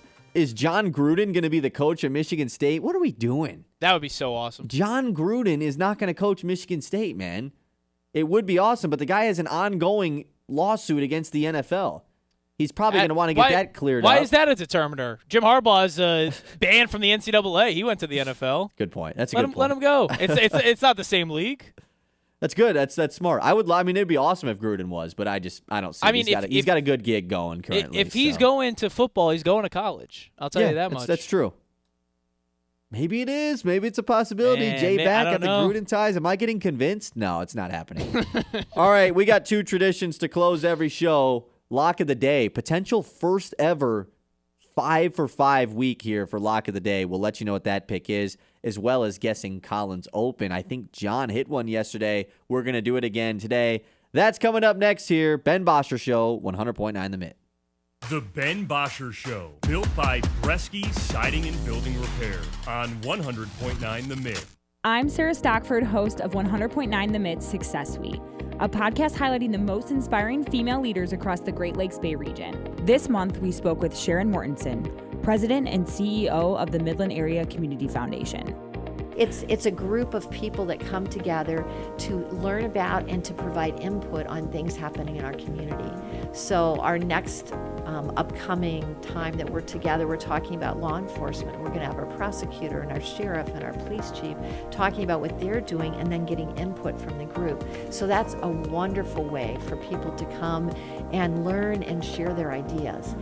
We've also partnered with the Midland Business Alliance on the My Pros Community Crowd Fund, which started, goodness now, I think it's been probably 4 years. Listen to the full episode on YouTube at 100.9 The Mitt. Subscribe and hit the notification button to be alerted when new episodes drop. That's Success Suite with Sarah Stockford. Is your business protected, connected, and running at full speed? At Ironstack Technology, they provide rock-solid IT solutions, cybersecurity, and support tailored for small and mid-sized businesses. From managed services to cloud migration and 24/7 monitoring, they've got your back so you can focus on what matters most, growing your business. Visit IronstackTechnology.com today and build your IT on a foundation of strength. Ironstack Technology, IT that works as hard as you do. Hi, this is Jim Mahoney with Link Technologies. As a business owner, you might be struggling with today's technological advancements in the IT arena and how they could benefit your growing business. Let Link Technologies' talented staff work with you to develop a technology plan custom to your specific needs. We bring 27 years of experience helping businesses and nonprofit organizations just like yours achieve their technology goals. Contact us today and see how the right balance between cloud and on-premise resources can best work for you. Tired of floors that snore? Walls that whisper, meh? Premier Tile in Midland is here to spice things up one tile at a time. They've got backsplash that'll make your pasta jealous. What? Shower walls that'll actually sing in the morning. And floors so fabulous, you'll consider eating dinner off them. Stylish, affordable, slightly obsessed with grout. Visit Premier Tile, located between Stark and Sturgeon, right off US 10, or at PremierTileStone.com. At Aird Insurance Group, they're more than just policies. They're your trusted partners in protecting what matters most. Whether it's auto, home, life, or business insurance, their team takes the time to understand your needs and find the best coverage for your unique situation. With personalized service and unbeatable rates, Aird Insurance Group makes protecting your future easy. Call Aird Insurance Group today and see why their clients trust them to keep them covered. Aird Insurance Group. The experience matters. Hey, I'm Ben Bosscher. And I'm Kyle Sandel. And the two of us are live every weekday on 100.9 The Mitt at 9 a.m. until noon, giving you opinions on the teams that you care about the most. The Lions, Tigers, Red Wings, Pistons, those teams. And a whole lot more. Whether we're breaking down a game from the night before, debating the biggest news from the day, or doing a draft or spread picks, we're always having fun. I mean, come on, it's our job to talk about sports. How could we not be having fun? So if the big games aren't enough for you, if you're a real diehard fan, this show is going to be perfect for you. You can count on us to be your morning sports outlet every day. The Ben Bosscher Show with Ben Bosscher and Kyle Sandel on 100.9 The Mitt. We're in your town, your school, your huddle. 100.9 The Mitt is here for sports fans in the Great Lakes Bay region. From the hardwoods of Saginaw to Midland's Friday Night Lights. From the streets of Bay City to Freeland, Frankenmuth, and Hemlock. We roll through Beaverton, Auburn, Pinconning, Essexville, and Shepherd. All the way to Gladwin, Birch Run, Coleman, and Bridgeport. This is your sports station. High school, college, NFL, the Looms. It's all right here. 100.9 The Mitt, Mid-Michigan sports leader. We are the NFHS. That stands for the National Federation of State High School Associations. But really, what we stand for, together with the MHSAA, are the 292,000 high school sports students in Michigan. And so we stand. We stand for the runners, soccer, and basketball players. We stand for their coaches, administrators, and officials. We stand for the swimmers, football players, and wrestlers. We stand for the golfers, softball, and volleyball players. We stand as the national leader and advocate for high school athletics and all who participate in them and make them possible. Because it is our purpose to ensure that high school students get to play, perform, and compete together. To learn more about who we are and what we stand for, visit nfhs.org.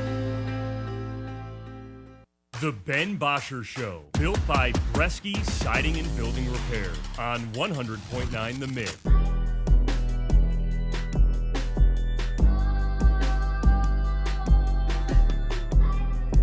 All right, we're closing out the week. We're closing out the show, and we do so the same way every day. That's with two true traditions to close every show.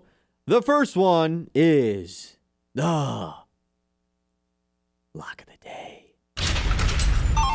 Lock of the day. You better lock it up. No, you lock it up. Lock it up. Lock it up. Lock it up. All right, we nailed yesterday's pick. John faded my pick. I'm going to say no we, all you, buddy boy. You're right. John faded my pick. He was wrong, which technically actually hurts my tail fade percentage because I'm putting you as me for that. Whatever. I haven't decided how me and Ben are going to do this.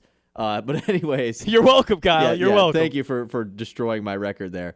Anyways, Joe Flacco, over 238.5 passing yards. Nailed it. I wasn't a believer. It was something the Steelers have done it all year. They just give up a ton of pass yards. They're not the Steelers' defense that you think of. And that was made very clear with Jamar Chase v. Jalen Ramsey last night. Flacco nailed this early in the game. And I even thought about even taking Bengals plus 5.5 as the lock of the day, but I did it for spread picks anyways.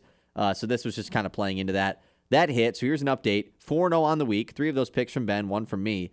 Plus 3.4 units on the week. Just majorly up on the week. 0.66 units down.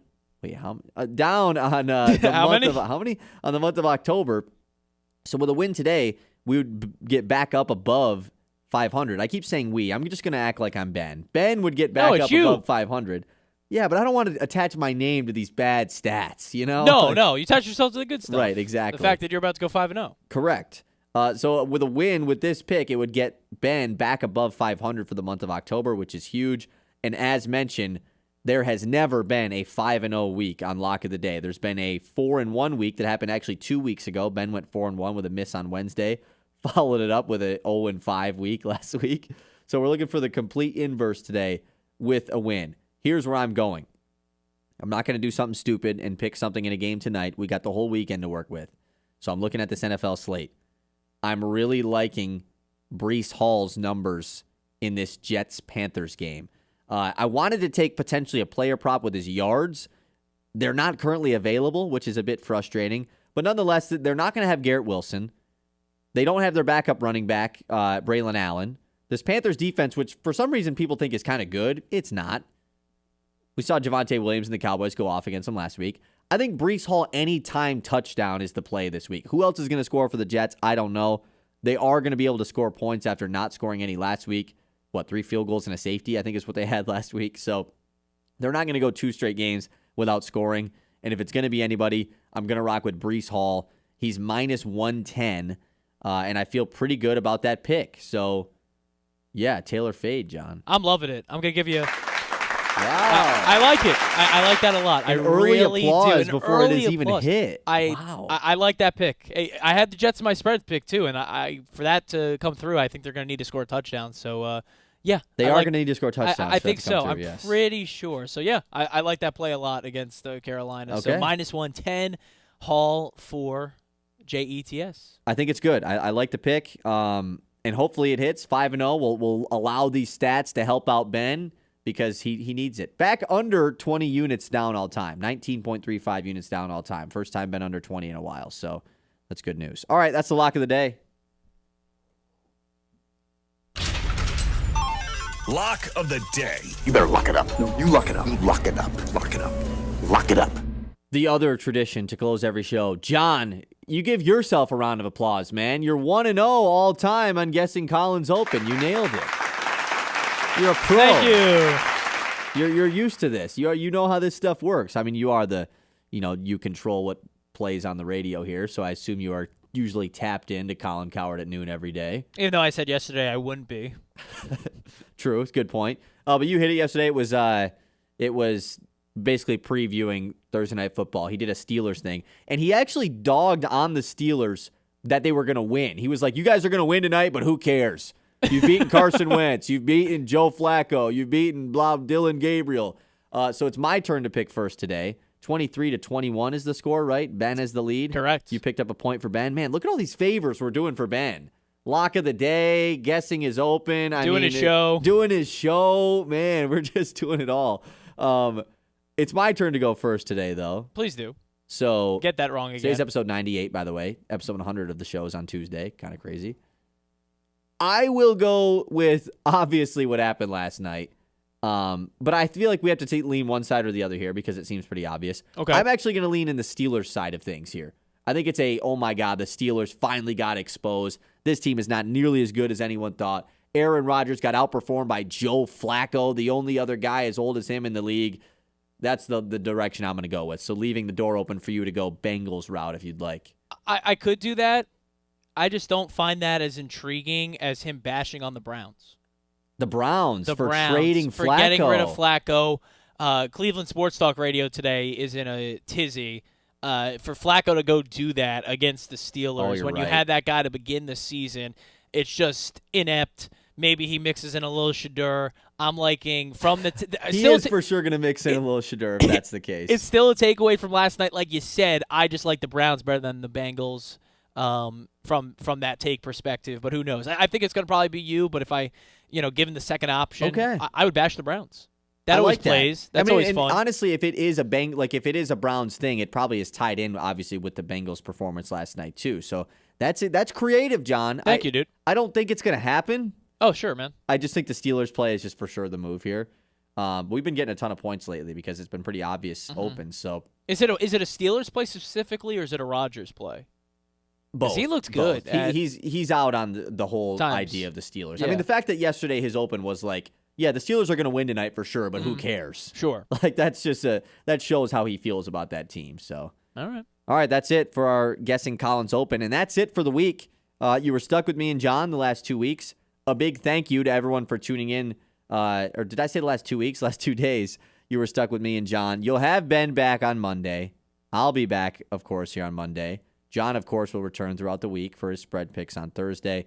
Thank you for tuning in. Make sure to hit that subscribe button on YouTube over the weekend. Tell a friend. Let's get to 600 subs before Ben comes back on Monday. That's a big goal, but I think we can do it. All right, everyone, enjoy your weekend. Michigan, hopefully they get a win. Michigan State, hopefully they keep it respectable against Indiana. And, of course, go Lions. Peace. The Ben Bosscher Show, built by Bresky Siding and Building Repair on 100.9 The Mid. It's the Scholar app.